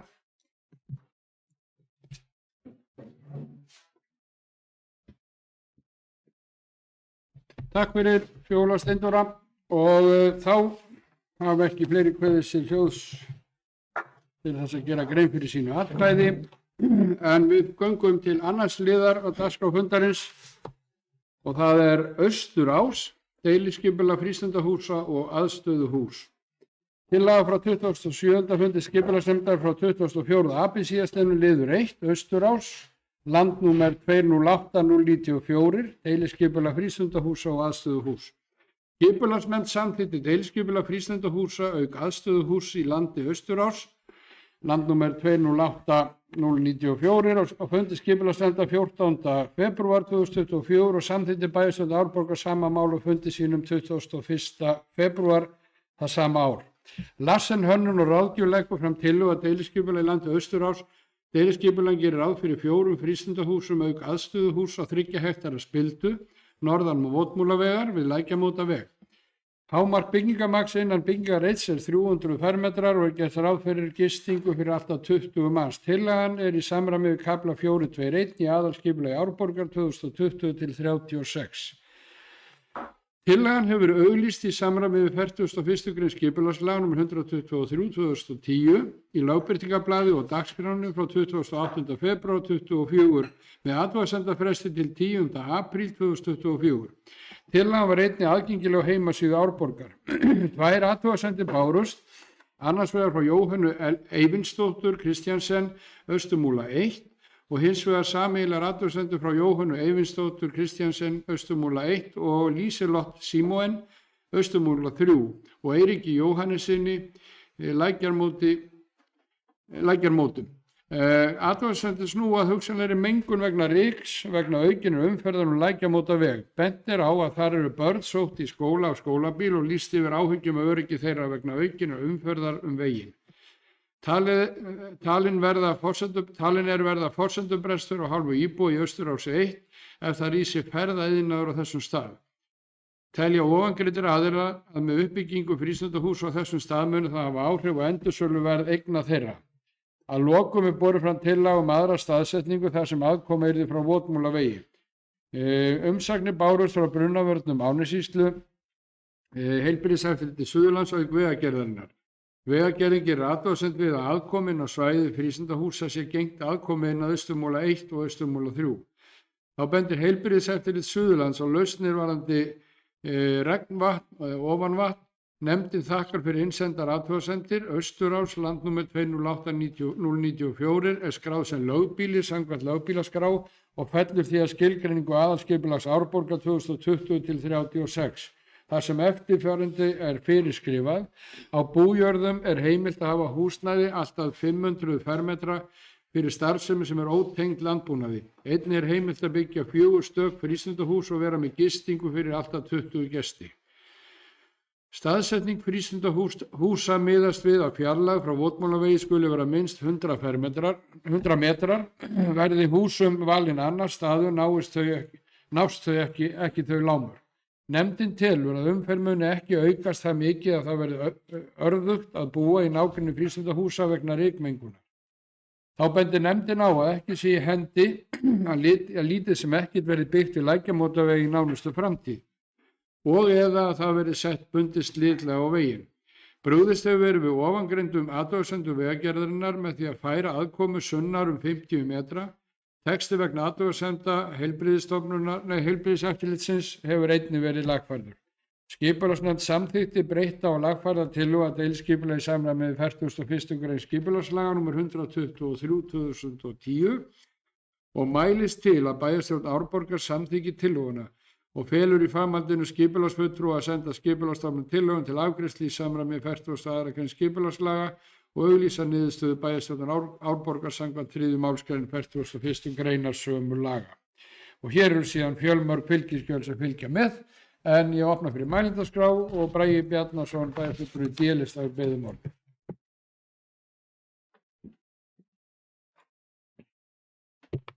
Forseti bæjarfulltrúar og aðrir tilnefnendur. Þetta nú mjög greinagóður inngangur og nefndir fór vel yfir með hlutaðeigandum málið og taldi að tillagan væri að reyna að koma til móts við athugasemdir eins og hægt með aðstæður. Þið verðið að afsaka að við þurfum að fara í smá tvílestur á þessum annars góða texta sem komið upp á hana því að þegar að komin athugasemdir og skipulagsnefnd búin að afgreiða það frá sér þá þarf í rauninni bæjarstjórn að taka þær inn og gera þær að sínum þannig að þetta fari í réttan farveg hjá Skipulagsstofnun og því ætla ég að koma með eftirfarandi tillögu að bókun svona sem er bara í kjölfars í rauninni bókunar skipulagsnefndar. Þetta er eins og við höfum afgreitt áður þegar hafa komið athugasemdir sem við þurfum að bregðast við. Þannig að tillagan er svona að bæjarstjórn Árborgar tekur undir með skipulagsnefnd og þakkar fyrir innsendar athugasemdir. Austurás, landnúmer 208094, er skráð sem lögbýli samkvæmt lögbýliskrá og fellur því að skilgreiningu aðalskipulags Árborgar 2020-2036 þar sem eftirfarandi er fyrir skrifað. Á bújörðum er heimilt að hafa húsnæði alltaf 500 fermetra fyrir starfsemi sem er ótengt landbúnaði. Einnig er heimilt að byggja 4 stök frístundahús og vera með gistingu fyrir alltaf 20 gesti. Staðsetning frístundahúsa miðast við að fjarlægð frá votmálaugi skuli vera minnst 100 metrar. Verði húsum valinn annar staður náist ekki þau lágmörk. Bæjarstjórn telur að umferð mun ekki aukast það mikið að það verði örðugt að búa í nágrenni frístundahúsa vegna rykmengunar. Þá bendir bæjarstjórn á að ekki sé fyrirséð hvort að ekkert verði byggt við Lækjarnótaveg í nánustu framtíð og eða það verði sett bundið slitlag á vegi. Brugðist hefur verið við ofangreindum athugasemdum Vegagerðarinnar með því að færa aðkomu sunnar 50 metra. Texti vegna athugasemda Heilbrigðiseftirlits Suðurlands hefur einnig verið lagfærður. Og þá svo bæjarstjórn Árborgar samþykki lagfæra tillögu að deiliskipulagi í samræmi við 41. grein skipulagslaga nr. 123/2010 og felur skipulagsfulltrúa að senda Skipulagsstofnun tillöguna til afgreiðslu í samræmi við 42. grein skipulagslaga og auglýsa niðurstöðu bæjarstjórnar samkvæmt 3. málsgrein 45. grein sömu laga. Punktur. Þetta er eins og ég sagði, þetta er tvítekning á, en við þurfum að gera þetta í rauninni að bókun bæjarstjórnar athugasemdirnar að beiðni Skipulagsstofnunar sem gera athugasemd við bókun hjá okkur fyrir nokkur síðan og við tókum málið fyrir aftur þegar komin athugasemdir. Þannig að þetta er lagt fram svona. Takk fyrir.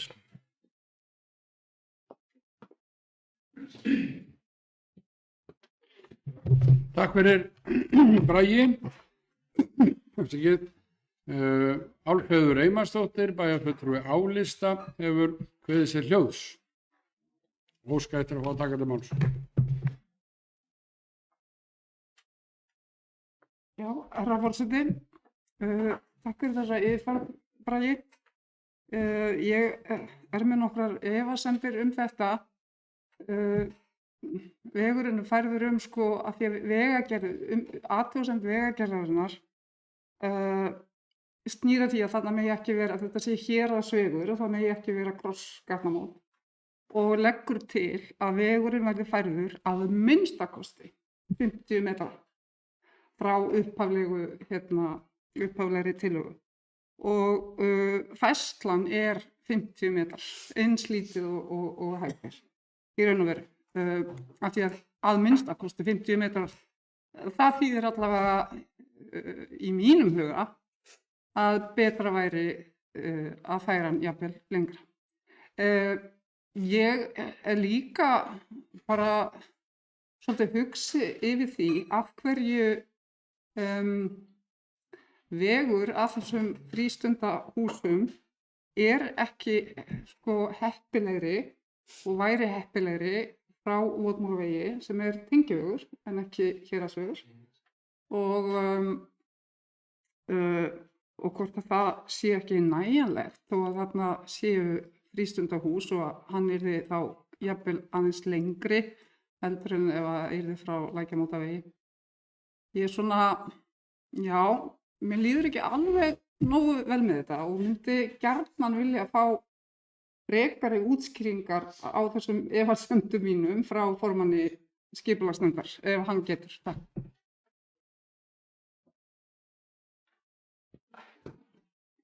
Takk fyrir þetta, Álfheiður. Bragi Bjarnason, bæjarfulltrúi D-lista, beðið um orðið.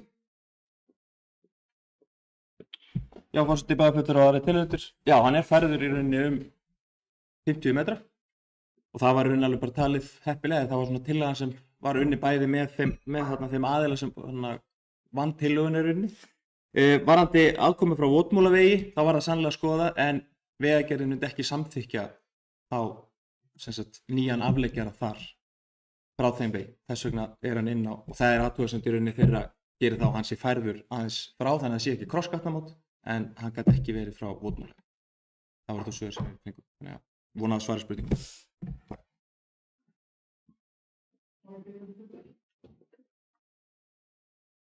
Takk fyrir þetta Bragi. Álfur Reymarsdóttir, bæjarfulltrúi Álfs, hefur óskað eftir að gert verði örstutt fundarhlé og forseti ætlar að verða við því, þannig að við gerum svona 2 mínútna, 3 mínútna fundarhlé.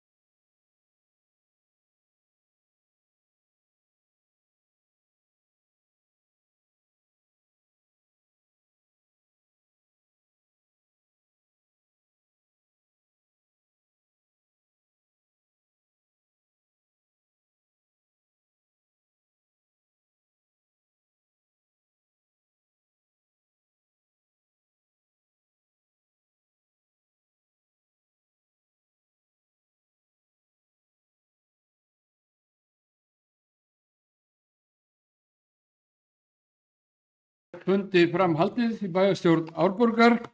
Við erum hér á 39. fundi bæjarstjórnar kjörtímabili 2022 til 26 og við erum að ræða hér mál númer 2 á dagskráni sem er mál sem heitir Austurás, land númer 208-094 og við erum búin að vera að ræða það hér og gerðum hér örstutt fundarhlé til að útskýra mál.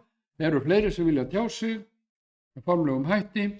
Ef svo er ekki þá göngum við til atkvæða þetta annað mál á dagskrá fundarins. Þeir sem eru því samþykkt vinsalegast gefi merki. Samþykkt samhljóða. Þá er komið að 3. máli á dagskrá fundarins, Víkurheiði 2. Það er Eyðimörk, landnúmer 194375, óveruleg breyting á deiliskipulagi. Þetta er tillaga frá 27. fundi skipulagsnefndar frá 24. apríl síðastliðinn liður 3, Víkurheiði 2. Lögð er fram tillaga að óverulegri breyting á gildandi deiliskipulagi fyrir lóðina Víkurheiði 2 og Selfossi. Í breytingunum felst að byggingareitur á austurhluta lóðar 2 færist til suðvesturs til að tryggja betri nýtingu lóðar og hagkvæmni varðandi aðkomu. Breytingin er í samræmi við gildandi aðalskipulag Árborgar 2020 til 36, aðeins er gerð breyting á uppdrætti deiliskipulags. Að undanskildum þeim breytingum sem fjallað er hér gilda ákvæði í gildandi skipulagi. Skipulagsnefnd telur að svo óverulega breytingu sé að ræða að hún mun á engan hátt hafa áhrif á lóðarhafi eða aðra í nágrenni Víkurheiðar 2. Skipulagsnefnd samþykkti óverulega deiliskipulagsbreytingu í samræmi við aðra málsgrein 43. greinar skipulagslaga nr. 123/2010 og mælist til við bæjarstjórn Árborgar að hún samþykki tillöguna samkvæmt sömu grein skipulagslaga og feli síðan í framhaldinu skipulagsfulltrúa að senda skipulagsstofnun tillöguna til varðveislu og auglýsa í B-deild stjórnartíðinda. Eru einhver sem vilja tjá sig þetta mál? Númer 3 á dagskránni.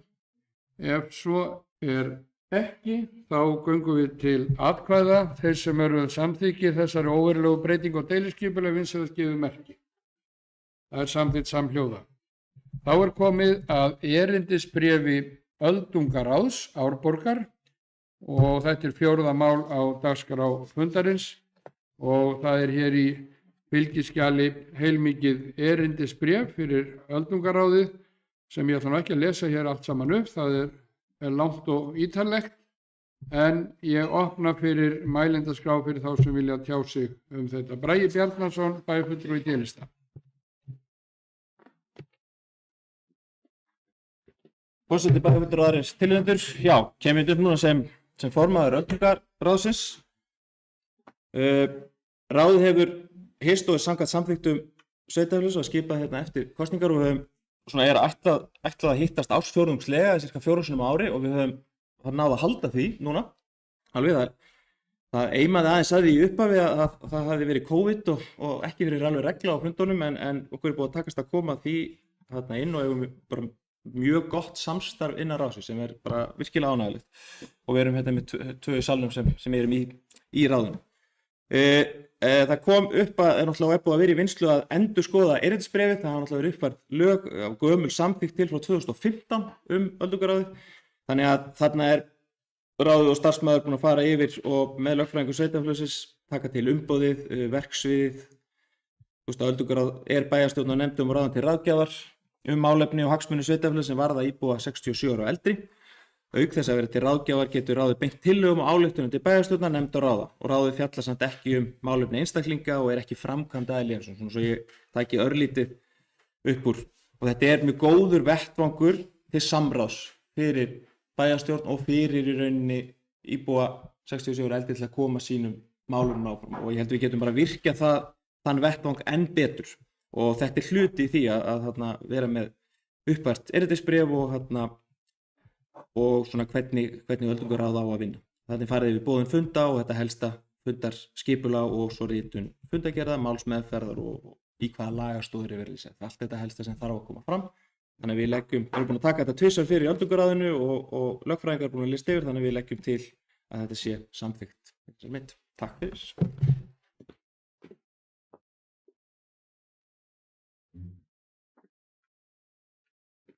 Takk fyrir þetta, Bragi. Við erum að ræða hér erindisbréf öldungaráðs, 4. mál á dagskrá þessa 39. bæjarstjórnar Árborgar. Einhverjir sem vilja tjá sig fleiri? Ef svo ekki, þá göngum við til atkvæða því sem að samþykkja þetta erindisbréf vinsamlegast gefið merki. Það er samþykkt samhljóða. Þá er komið að 5. máli á dagskrá fundarins og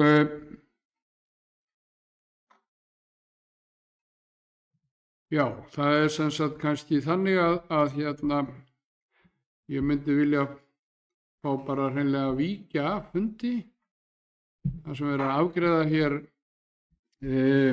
málefni vegna bílastæðis þar sem ég á engra hagsmuna gæta annað en það ég er ekki þarna fyrirtækja þannig að ég var að hugsa að fá að trufla Brynhildi varaforseta og fá að koma hér og afgreiða þetta 5. mál á dagskránni.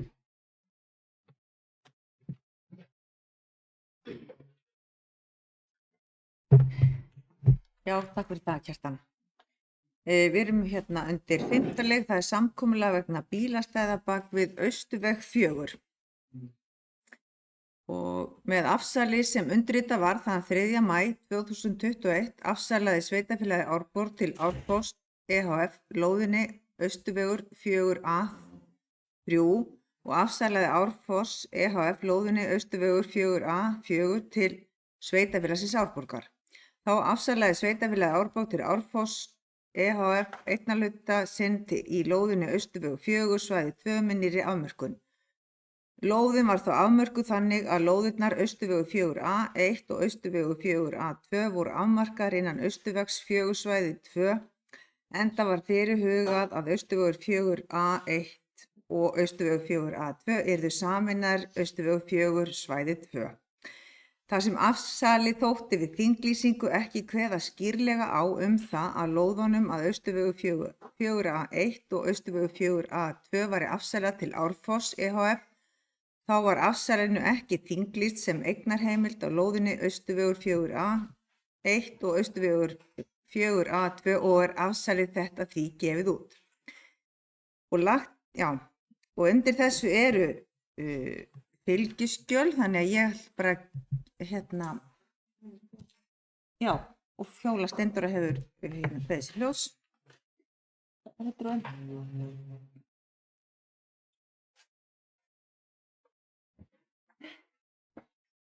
Forseti, bæjarfulltrúar og aðrir tilheyrendur. Svona til að útskýra betur hvað máli snýst, þá í rauninni fór þetta afsal til þinglýsingar á sínum tíma. Þar voru einungis hnit á þessum lóðarbútum sem var verið að bæta inn í, ekki númer. Síðan þá, einhverju hluta vegna hefur ekkert verið gert neitt í málinu, hvorki þeir verið aðhafast eða þannig allavegna þannig að í dag þá er staðan þannig að það er komin númer á þessar litlu ræmur og við búin að láta útbúa afsal til þess að fara með og láta þinglýsa og ganga frá málinu endanlega. Að öðru er það algjörlega óbreytt, skiljiði. En það kom síðan beiðni frá Árfoss að þar sem það eru auðvitað kvöð umferðarrétt á lóðinni, fyrir Austurveg 2 og Austurveg 2A, það kom beiðni að það yrði hnitsett og því miður þá náðum við ekki að ganga frá því að klára það núna fyrir þennan fund, þannig ég ætla að leggja til að málinu verði frestað og við tökum það þá vonandi bara upp á upp eftir 2 vikur á bæjarstjórnar fundi, en ég ætla að leggja til að þessi mál verði frestað vegna þess að þessi gögn hafi ekki borist.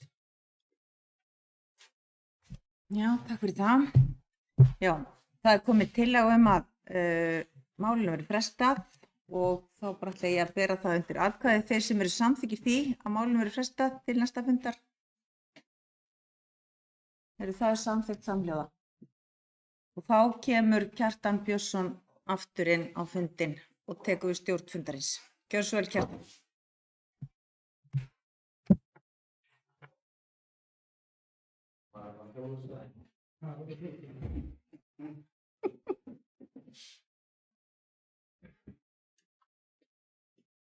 Takk fyrir þetta, Brynhildur, varaforseti, leysa mig hér af. Þá er komið að 7. málinu á dagskrá fundarins. Það er kosning í embætti og nefndir fyrir kjörtímabilið 2022 til 2026 og fyrst er til að nefna breytingar á varamanni B-lista í öldungaráði. Lagt er til að Guðrún Linda Svandísadóttir verði varamanni í öldungaráði í stað Díönu Lindar Sigurjónsdóttur.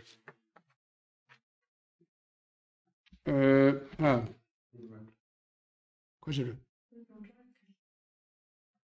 Ok, já, Guðrún Rakel Svandísadóttir, já, það hefur bara skólast hér eitthvað til með einhverju að fá sér súkkulaði. Það er Guðrún Rakel Svandísadóttir.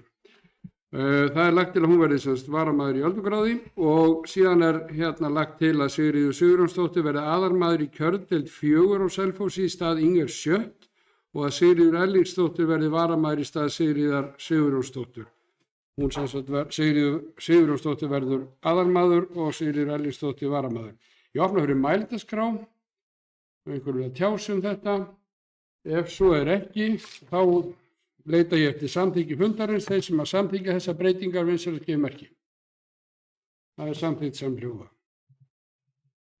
Næst er það fundartími bæjarstjórnar kjörtímabilið 2022 til 2026. Og eins og við þekkjum bæjarfulltrúar að þá hafa orðið svona tilfærslur aðeins á fundartíma og við höfum reynt að hafa það skipulega á að vera búin að ákveða það auðvitað á fundurum og undan þegar kemur að slíkum breytingum og við höfum gert það bæði út af ársreikningi og öðru. En hér er lagt til að næsti bæjarstjórnarfundur verði þriðjudaginn 28. maí klukkan 16:00. Og eru einhverju sem vilja tjá sig um það. Á ég að útskýra af hverju það er? Já, skýringin á því er að forseti fer af landi brott daginn eftir og Helga Lind Pálsdóttir bæjarfulltrúi og ef að og það eru mörg mál sem þarna þarf að afgreiða þessum fundi og ég tek það alveg fúslega á mig að ef að bæjarfulltrúar eiga örðugt með þessa breytingu að taka til þarna þá tek ég það sjálfsögðu til álita en ég opna fyrir mælendaskrá. Þetta eru mínar útskýringar á því vegna þessara breytinga sem þarna er. Og þeir sem að myndi vilja tjá sig. Þetta er útskýringin á því og hún er kannski ekki eitthvað sem að bæjarfulltrúar að kaupa og þá verður það bara svo að verða og ég vil gera þetta í sem mestri sátt en þetta er svona og hittir þannig á að óhefla á fyrir undirritaðan að þarf að vera þannig burt í svolítinn tíma þetta leyti.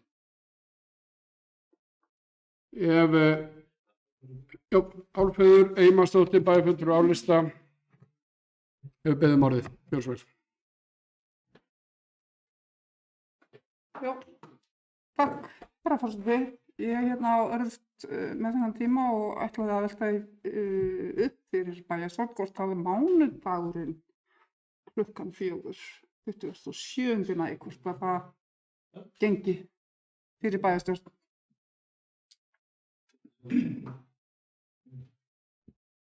Takk fyrir þetta, Álfheiður. Mjög fúslega skal ég verða við því. Það er ekki neitt hnökrar á því í sjálfu sér og ef að aðrir bæjarfulltrúar væru sáttir við þá breytingu. Arna Ýr Gunnarsdóttir, bæjarfulltrúi S-lista, hefur orðið. Forseti, það er alltaf svona pínlítið erfitt að nú erum við náttúrulega með varamenn hérna í dag, varamann og ekki með aðalmann, þannig að við vitum til dæmis ekki hvað hentar honum, þannig að þetta er alveg aðeins snúið. Bara benda á það, sko, að í þessari umræðu þá er þetta aðeins snúið allt saman. Takk. Takk fyrir það, Arna.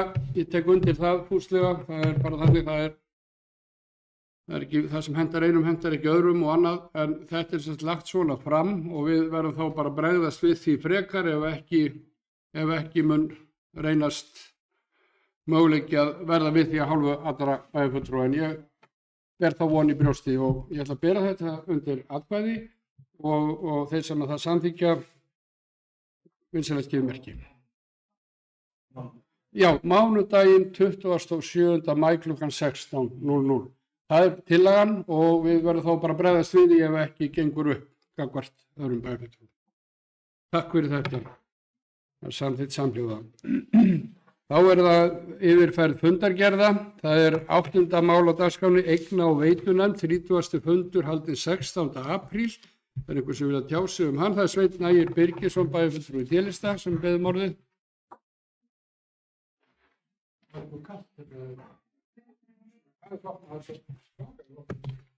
Já, forseti, við erum að ræða fundargerð, eign og veitu, haldinn 16. apríl, ef mann rétt. Mér langar líka að vekja athygli á lið númer 2, þar sem er Jötunheimar, viðbygging stækkun Jötunheima, og bæjarfulltrúar kynni sér það verður áhuga á því. Við erum að stækka Jötunheima úr 6 deilda leikskóla í 12 deilda leikskóla. Það eru þarna teikningar og svona skipulag með sem veit að bæjarfulltrúar hafa líklega áhuga á. Síðan ætla ég að tala hérna lið númer 1, það er fjölnota íþróttús á Selfossvelli, Lindexhöllin eins og hún var skýrð síðan, og það er sett uppgjör á höllinni. Þar var heildarniðurstaða á rúmur 1,85 milljarðar og voru bara umræður þetta. Það var aldrei gerð heildstæð kostnaðaráætlun á verkinu, en það voru boðnir út þarna 3 liðir í verkinu sem var jarðvinna, byggingin og svo innanhúsfrágangur, og svo kostnaðaráætlun eða það sem fékkst í það var rúmur 1,2 milljarður. En mér langaði að lesa upp bókun sem ætlum að bóka satt hérna undir fundargerðinni. Bæjarfulltrúar D-listans vilja koma því skýrt fram að mikilvægt sé að sanngjarn samanburður sé milli áætlana og raunkostnaðar allra verka. Heildarniðurstaða alls bókfærðra kostnaðar við uppbyggingu Selfosshallarinnar er 1.852.426.708 krónur með vaski. Þar sem meirihluti bæjarstjórnar 2018 til 2022 lagði ekki fyrir heildaráætlun í upphafi, líkt og bent var við upphaf verksins í bókum bæjarfulltrúa D-lista á fundi bæjarstjórnar 16. október 2019, er eðlilega ekki rétt að notast eingöngu við áætlun fyrir útboðsliði í þessu tilfelli og vill bæjarfulltrúar D-lista leiðrétta það í bókun á fundi eignar- og veitunefndar þann 16. apríl 2024. Bókunefndar. Mér langar líka kannski að koma skýrt fram frá mér á sínu tíma þegar var farið í þetta verk. Þá var kallað eftir í þessari bókun sem ég er að vísa þarna í á bæjarstjórn frá 2019 að farið í úttekt á verkinu, en samanber 67. grein sveitarstjórnarlaga þarf að fara í úttekt á svona slíku máli ef það fer yfir 20% eða talið fara yfir 20% skatttekjum sveitarfélags. Það var vissulega gert og þetta var 16% yfir, en það var raun ekki tekin allir liðirnir með þessu. Það var bara byggingin og jarðvinnan sem var tekin til á sínum tíma í því, og það er náttúrulega fyrst og fremst það sem líka að gaggrina kannski í þessu. Við hefðum átt að vanda kannski aðeins betur þegar við vorum að fara í þetta, og þá væri kannski ekki þessi núningu núna, en við vorum allir svo sem vildi allir fá höllina, þóttu vorum kannski ekki sammála hvort við áttum að ráðast í hana á þessum tímapunkti eða eitthvað tíma seinna, eða hvenær við áttum svo sem að fara í hana. En þetta er svona það sem við vorum kannski að gaggrina eitthvað mest á sínum tíma og kannski ennþá að gaggrina, en nú er bara höllin komin og þjónar sínum tilgangi vel fyrir alla íbúa og bara þakkláttur það að verkefni gekk svo sem vel. En þetta er svona það sem ég vildi bara koma framfæri þessu máli. Takk hérlega. Takk fyrir Sveinn Ægir. Þá er Arna Ýr Gunnarsdóttir bæjarfulltrúi S-lista beðið um orðið.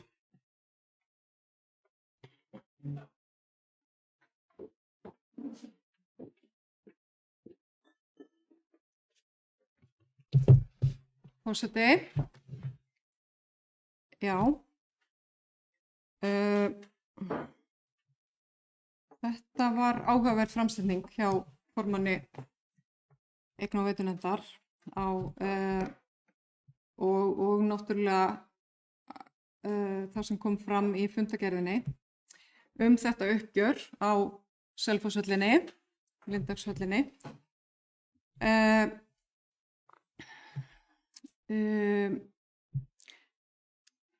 Ég veit eiginlega þetta uppgjör og þessi bókun frá meirihluta D-lista í nefndinni, þetta er ótrúlega mikil vonbrigði að sjá og upplifa svona vinnubrögð eins og þarna eru sett fram. Þetta er í rauninni, mér finnst þetta svona ákveðið leyti, þetta er pínu óheiðalegt, hreinlega. Þarna er bryddað upp á í rauninni fyrir nýlundu sem að ég hef hvergi áður séð, og ég er búin að bera mig uppi ákaflega marga, alls konar verkfræðinga og þá sem vinna við að búa til kostnaðaráætlanir, að hvergi hefur sést að það sé sett inn í uppgjörið gatnagerðargjöld, tengigjöld, byggingarleyfisgjöld, tengigjöld við eigin veitukerfi. Þarna er búið að bæta við rúmum 180 milljónum við verkið sem það eru einhver peningar að skipta hendur. Það vitum við öll sem erum hérna inni. Við skiljum öll svona. Þetta er skapandi bókhald eins og gerst best. Þetta er millifærsla milli delta og ekkert annað. Þetta er rekstur. Ég vona að fólk, þetta gjald er gjaldfært á rekstur. Ég vona að allir hérna inni skilji það.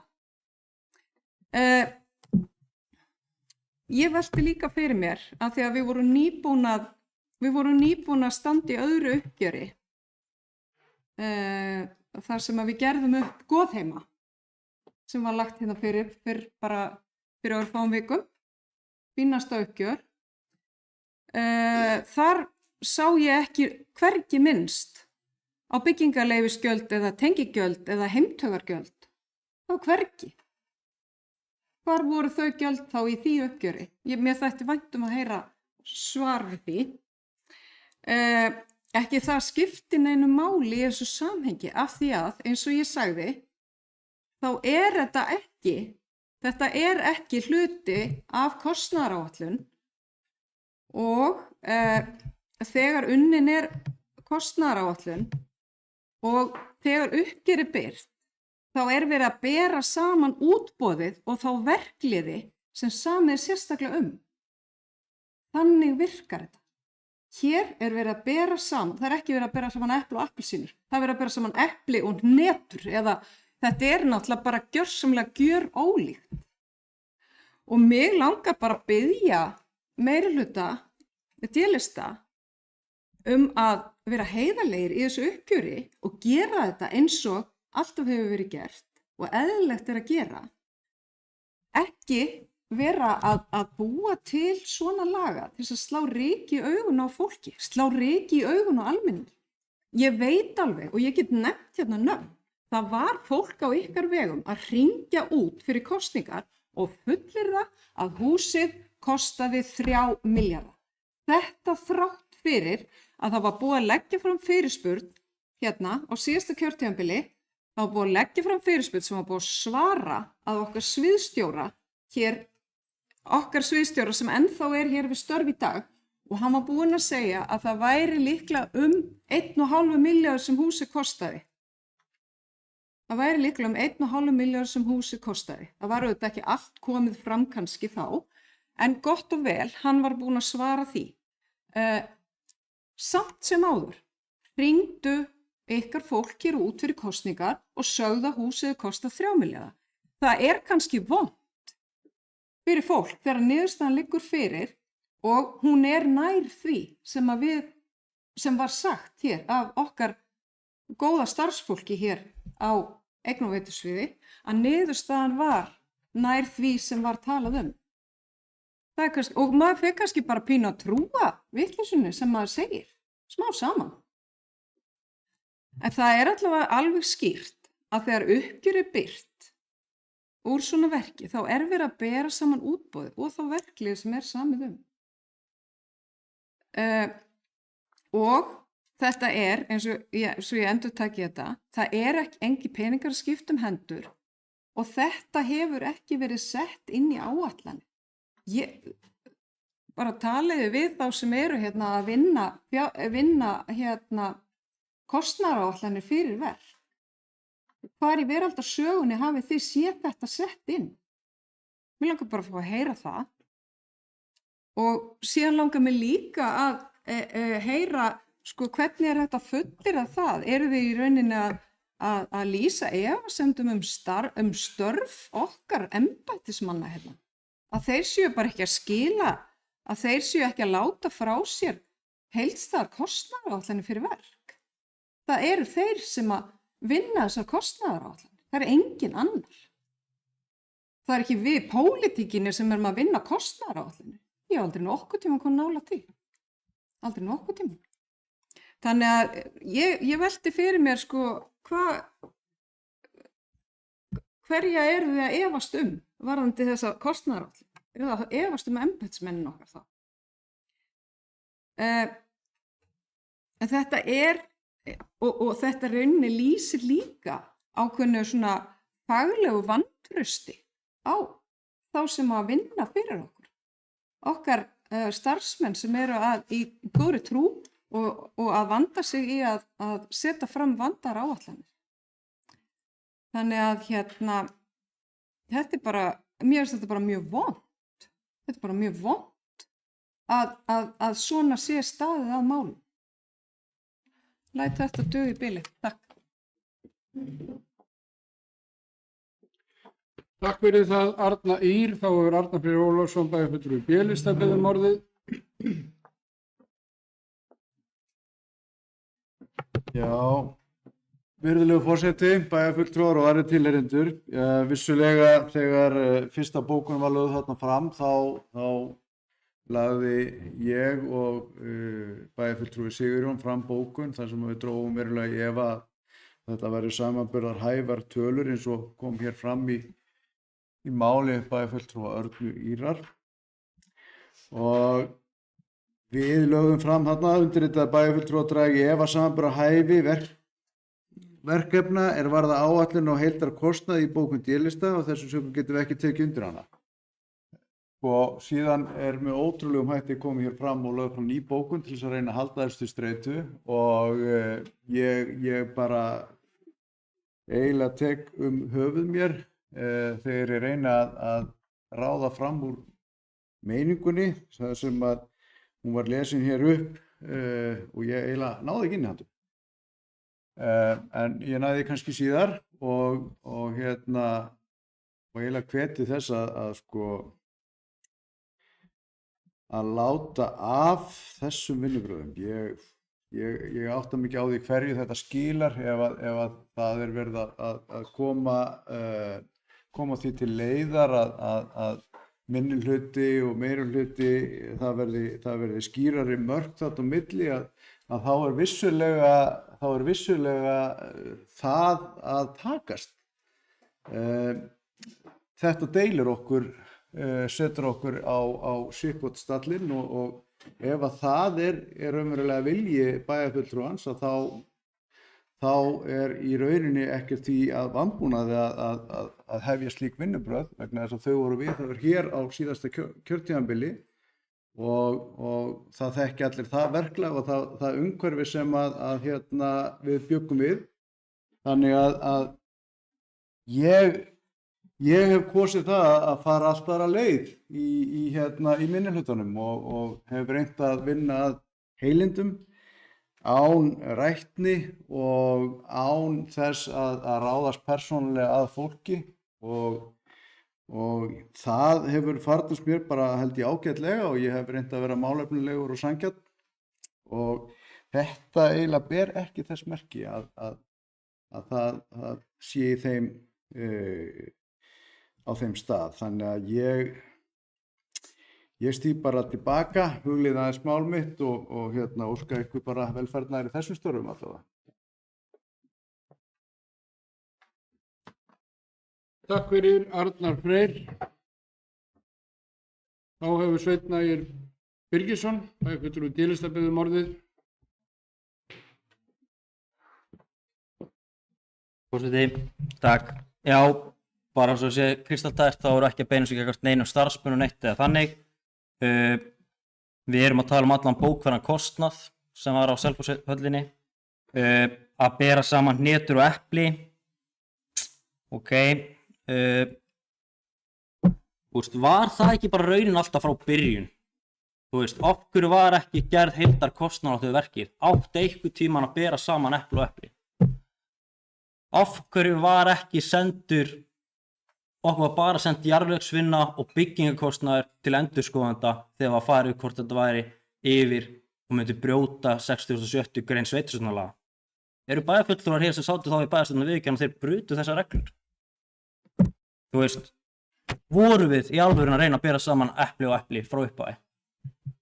Ég veit það ekki, en fólk má alveg koma með deilur þessu, en auðvitað eru við með kostnað sem er undir. Það er flokkar annar kostnað, það er byggingrétta gjöld og auðvitað er þetta kostnaður úr hægri ásum í vinstri ásum, en peningarnir þurftu líka að vera til.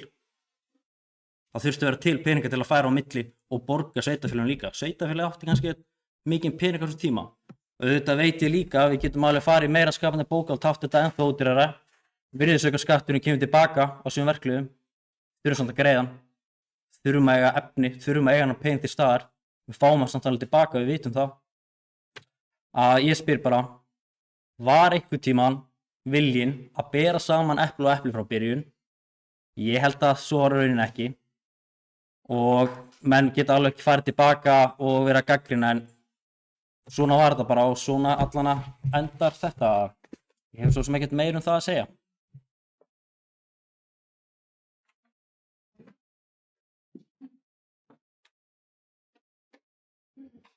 Takk fyrir það, Sveinn Ægir. Arnar Freyr Ólafsson, bæjarfulltrúi B-lista, biður orðið.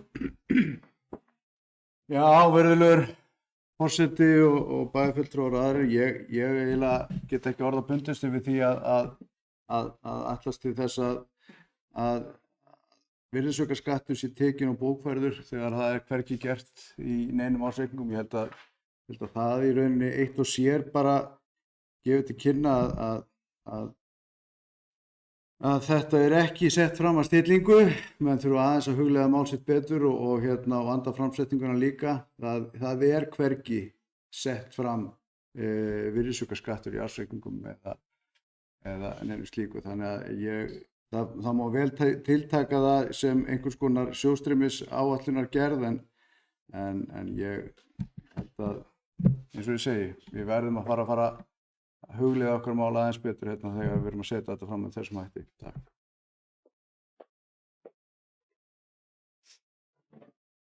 Takk fyrir það, Arnar Freyr. Arna Ýr Gunnarsdóttir, bæjarfulltrúi S-lista.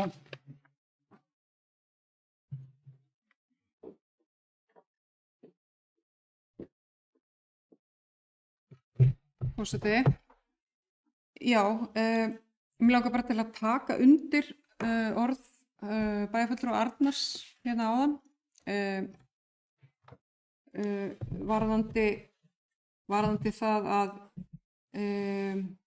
hér hefur ávallt frá upphafi þessa kjörtímabils þá höfum við lagt okkur fram að eiga í heiðarlegu og góðu samstarfi hérna og eins og bæjarfulltrúa Arnar sagði að þá var hér mjög vont andrúmsloft á síðasta kjörtímabili og menn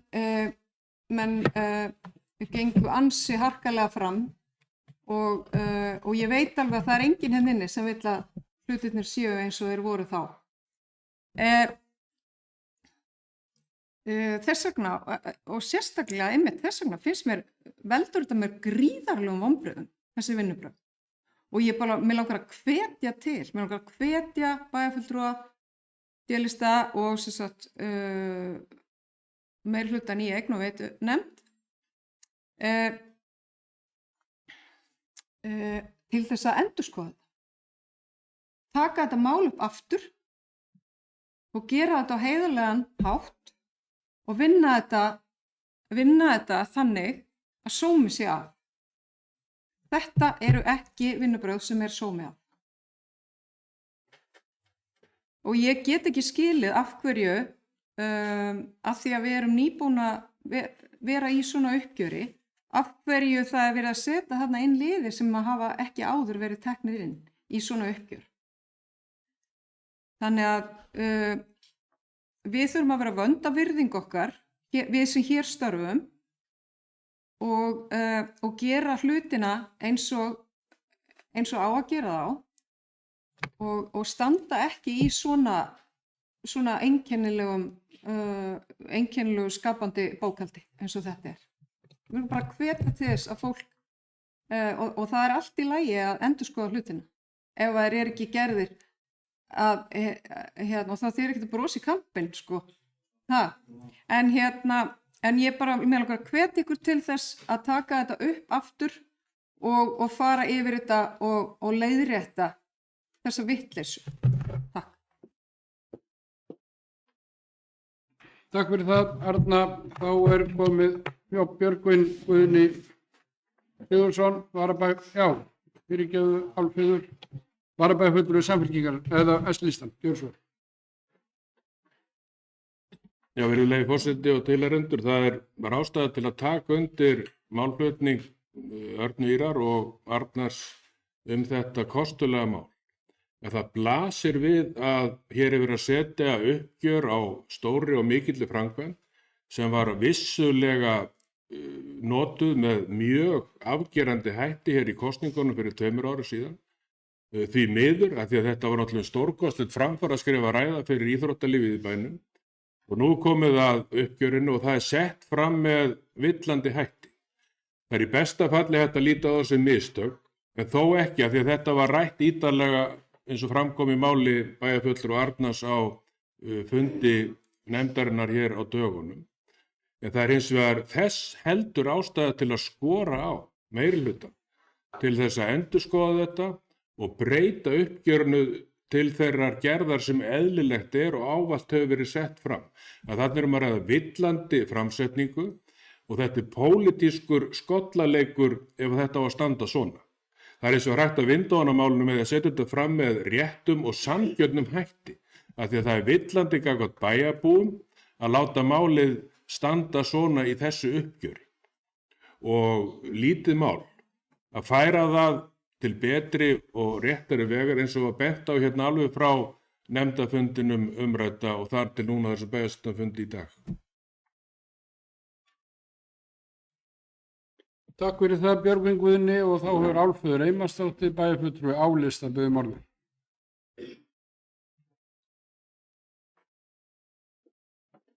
Herra forseti. Já, ég ætla að blanda mér í þessa umræðu fjölnota íþróttahús og uppgjörið á því. Hér á fundi eigna- og veitunefndar þá kemur fram í bókunni að í þessari kostnaðaráætlun á þessum 3 þáttum sem fóru í útboð að í kostnaðaráætlunum hafi verið ekki gert ráð fyrir verkþáttum í áætlunni og engin heildaráætlun gerð og þarna er nefnt aðkeypt tækniþjónusta, lóðafrágangur, aðgangsstýring og leyfisgjöld. Ég leyfi mér bara að halda því hérna fram að það var gert ráð fyrir þessum kostnaði í upphaflegri kostnaðaráætlun og þetta er ekki bara eins og bæjarfulltrúi Arna Ýr benti á kannski vantraust eða yfirlýsing á starfsfólk, heldur líka bara nefndina sjálfa og nefndarmenn á sínum tíma. Ég verð að taka undir það að þetta er ekki góð framsetning og ég myndi mæla með því að við myndum bara vinna þetta aftur og ræða þetta frekar. Það er alveg greinilega ástæða til þess. En þannig að þessi upphaflega að útboðsliðirnir 1,2 milljarður, þetta var hærri upphæð vegna þess að það var gert ráð fyrir lóðafrágangi. Við vissum að það veru flókin tæknileg kerfi innan þessa flotta hús sem að myndu kosta sitt og það var gert ráð fyrir þeim kostnaði. Og aðgangsstýringar og leyfisgjöld, ég veit ekki alveg hvað er mynd með því, en það var sannarlega gert ráð fyrir þessum kostnaði og við förum bara tilbaka og spyrjum sviðstjóra og fáum þessi gögn, að þá kemur í ljós að heildarkostnaðaráætlun er alls ekki 1,2, hún er aðeins hærri, af því að það var sannarlega gert ráð fyrir þessum kostnaði. Og ef að þetta eru rétta tölur sem ég efast ekki að þarna séu í að heildarkostnaði einhverjar 180 milljónir sem að eru óeðlilegar, að þá erum við komin í 1,6 milljarð og sem er nú ansi nálægt 1,5 og ég held að ég man ekki töluna við heildarkostnaðaráætlunina þar sem að sannarlega var gert ráð fyrir lóðafrágangi og öllum þessum dættilegu kerfum.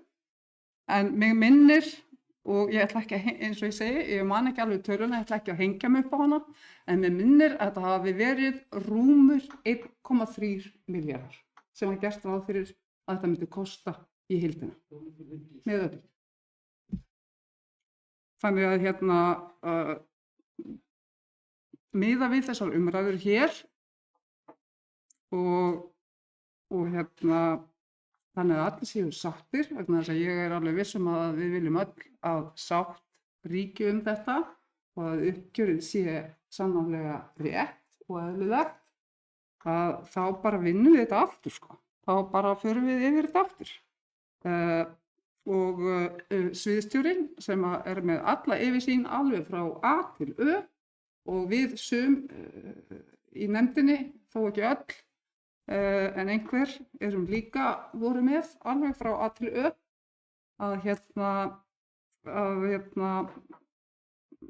við bara, ég bara neita því að lóðafrágangur og að öll þessi flóknu tæknikerfi til þess að stýra þessum húsi hafi ekki verið í upphaflegri kostnaðaráætlun, þó að þetta hafi ekki verið á meðal útboðsliða, þessara 3 útboðsliða sem hann nefndi. Þetta var sannarlega boðið út í þremur útboðum og við töldum ekki ráðlegt að fara í alútboð á þessu.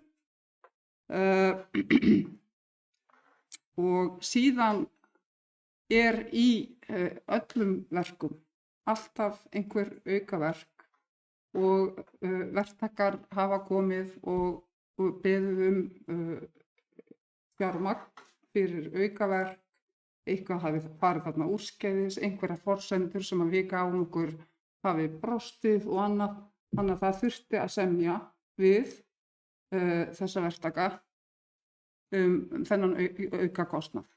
Þannig að ég tel að þetta sé nær 1,6 milljarði heildarkostnaður og að upphafleg áætlun hafi hljómað upp á að mig minnir rúmar 1,3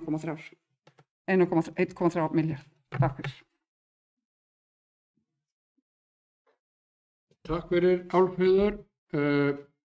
Ég ætla að gera 1 mínúta fundarhlé. Skveitir fundarhlé.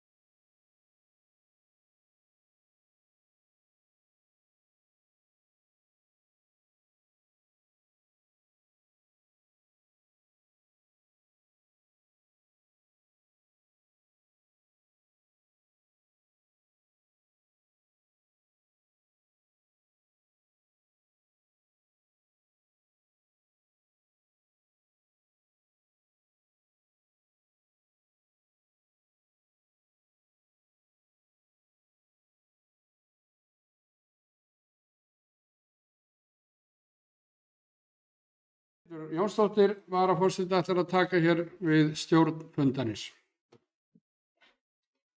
Já, takk fyrir það. Við erum undir lið 8, þar sem var eign- og veitunefnd og Bragi Bjarnason hefur beðið orðið.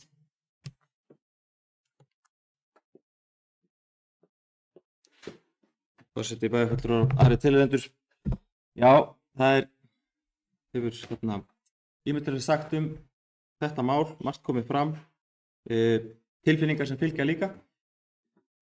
Pólitískt mál sem tengdist eðlilega eins og allir vituðu þetta inn í kosningabarátuna og hvað var sagt í ykkur. Ég hef nú aldrei heyrt svona háa upphæð nefnda eins og komið þaðan en það voru hærri upphæðir en þessi sem kemur fram í þessu uppkjöri núna nefndar. Þannig við skulum alveg halda því til haga að það var ýmislegt sagt og ég er persónulega mjög ánægð með að nú erum við að þetta sé komið, nú er búin að loka framkvæmdinni, uppgjöri við verktaka er lokið og eins og held ég að komið fram bæði hjá Sveina hjá Dáðan og held allir, það er allir mjög ánægðir með mannvirkið, það snýst ekkert um það og og ég hvorki heyrðist mér á þessum funda því ég satt hann og ekki eða annars staðar að það hafi nokkuð tíman og það hefur aldrei verið meiningin í nokkrum bókunum heldur hjá bæjarstjórn hvorki þessa meirihluta eða minnihluta að það sé einhvers staðar verið að reyna gagnrýna að ráðast á starfsmenn. Það er bara engan veginn þannig og engin meining í því.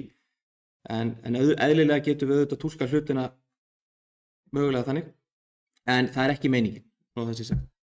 Ég held að það sem komið fram og maður reyna að súmera þessi í þessu af því að þetta næri yfir á annað kjörtímabil að það er alltaf kannski menn ósammála um ákveðna aðferðafræði hvernig þetta er lagt fram í upphafi og það var svo sem bent á það í rauninni í þessari bókun þá að það hafi í rauninni ekki verið í rauninni lögð fram heildar áætlun með öllum þessum verkliðum og hún hafi ekki verið lögð fram en ef hún er til þá hlýtur hún að koma upp en hún hefur allavega var ekki svona miðað við það sem var tekið fyrir í bæjarstjórn þá var ekki heildar áætlun, þá voru rauninni bara þessi liðir og við það hefur verið miðað því að engin önnur heildar áætlun hefur verið lögð fram en maður veit að taka það fram og ég held að það sé bara gott að það er gott að fólk taki umræðina, auðvitað tökumst við á mál en ég vil líka og taka undir, samstarfi hefur verið mjög gott og maður vil sjá það halda þannig áfram en auðvitað erum við kannski ekki sammála öll mál frekar það sem við vorum að ræða en mér svona heyrist, þarna er erfitt að tala heildaráætlun sem menn telja hafi ekki verið lögð fram með nægilegum hætti í upphafi síðan hvernig uppgjör eru lögð fram hjá sveitarfélögum, það er eiginlega alltaf eitthvað sem þarf að skoða, þau eru lögð fram með vaski venjulega, bæði áætlanir og svo uppgjör þannig að það er raun alveg skýrt en hvaða liðir nákvæmlega sem eru inni það þurfum við eðlilega bara alltaf að skoða með þetta þannig að það sé verið að bera saman sanngjarnt þannig að en þarna er rauninni var þetta lagt fram svona með öllum bókfærum kostnaði og það er það bara að tala sem kemur fram. Takk fyrir. Já, eru fleiri sem vilja þessi ljós undir lið 8 Arna Ýr Gunnarsdóttir bæjarfulltrúi, takk fyrir að gera svo vel.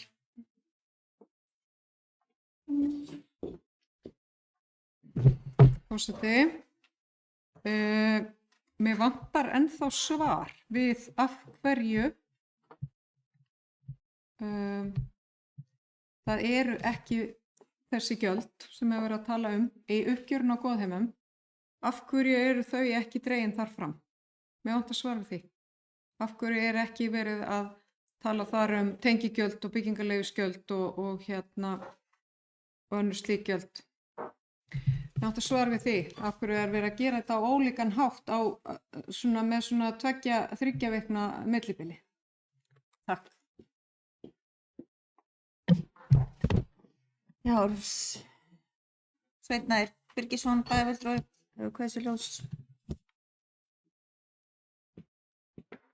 Forseti, svara ekki öllum spurningum af frænku, hún svara ekki öllum mínum. Já, þá bara ekki, við þurfum bara að skoða. Þú veist, það var við báðum bara allan bókverðan kostnað sem fór á verkið og við þurfum bara að skoða okkur það vantar við Goðheima. Takk. Eru fleiri sem vilja þessi ljós undir liðnum 8 fundagerð eign- og veitunefndar? Ef svo er ekki þá höldum við áfram með dagskrá. Það er 9. fundur fræðslu- og frístundanefndar, 12. fundur sem er haldinn 17. apríl. Er eitthvað sem vill? Ef svo er ekki þá er það 10. liður, það er velferðarnefnd, 9. fundur haldinn 18. apríl. Er eitthvað sem vill ræða þá fundagerð? Þá er það liður 11, það er bæjarráð, 40. fundur, haldinn 24. apríl, Bæir Bjarnason. Þessi ljós. Forseti, bæjarfulltrúar og aðrir tilheyrendur. Já, við erum undir 84. fundi bæjarráðs.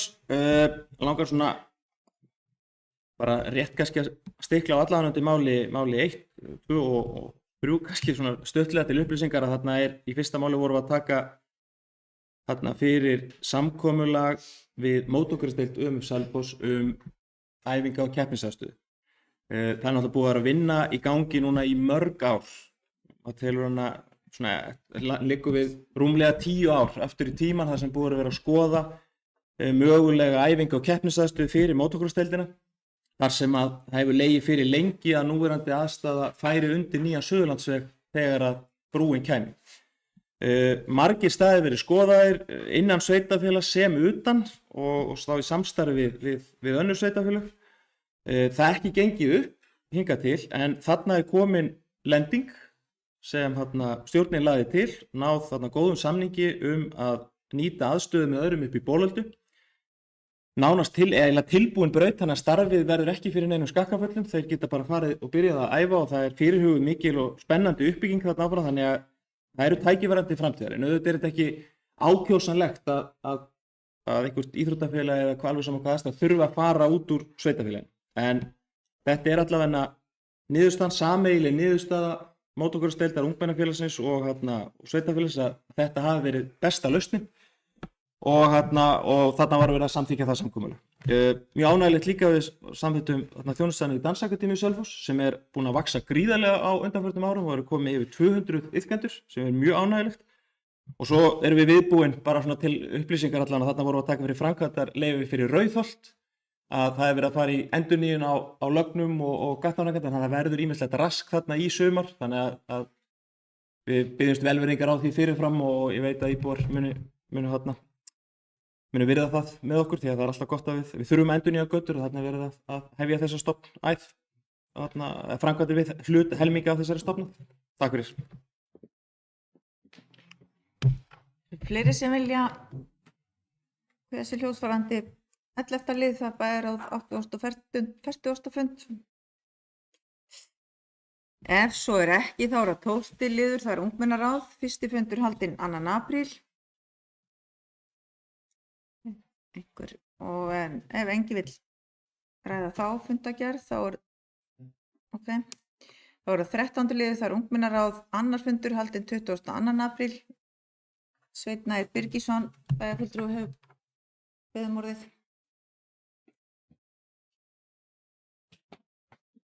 Í fyrsta lið þá sundlega hópur uppbyggingu sundlaugmannvirkja við sendum til umsagnar til ungmennaráðs uppbyggingu sundlaugmannvirkja í sveitafélaginu. Sendum þeim öll gögn þar sem við erum ekki með fulltrúa ungs fólks í hópnum per se og fannst okkur líka mikilvægt að ná til sem flestra ungmenni í sveitafélaginu öllu og í ungmennaráðinu er náttúrulega fulltrúar frá hverjum grunnskóla, hverjum byggðakjarna og líka frá hverjum íþróttafélögum og svo fórum við á fund seinna á næsta fund eftir það og fengum að heyra athugasemdir þeirra og við höfum einnig óskað eftir að þau muni skera skriflega greinargerð frá sinni afstöðu og sínum vangaveltum uppbyggingu sundlauga í skýrslunni sem verður lögð fyrir til bæjarstjórnar seinna í haust. Takk.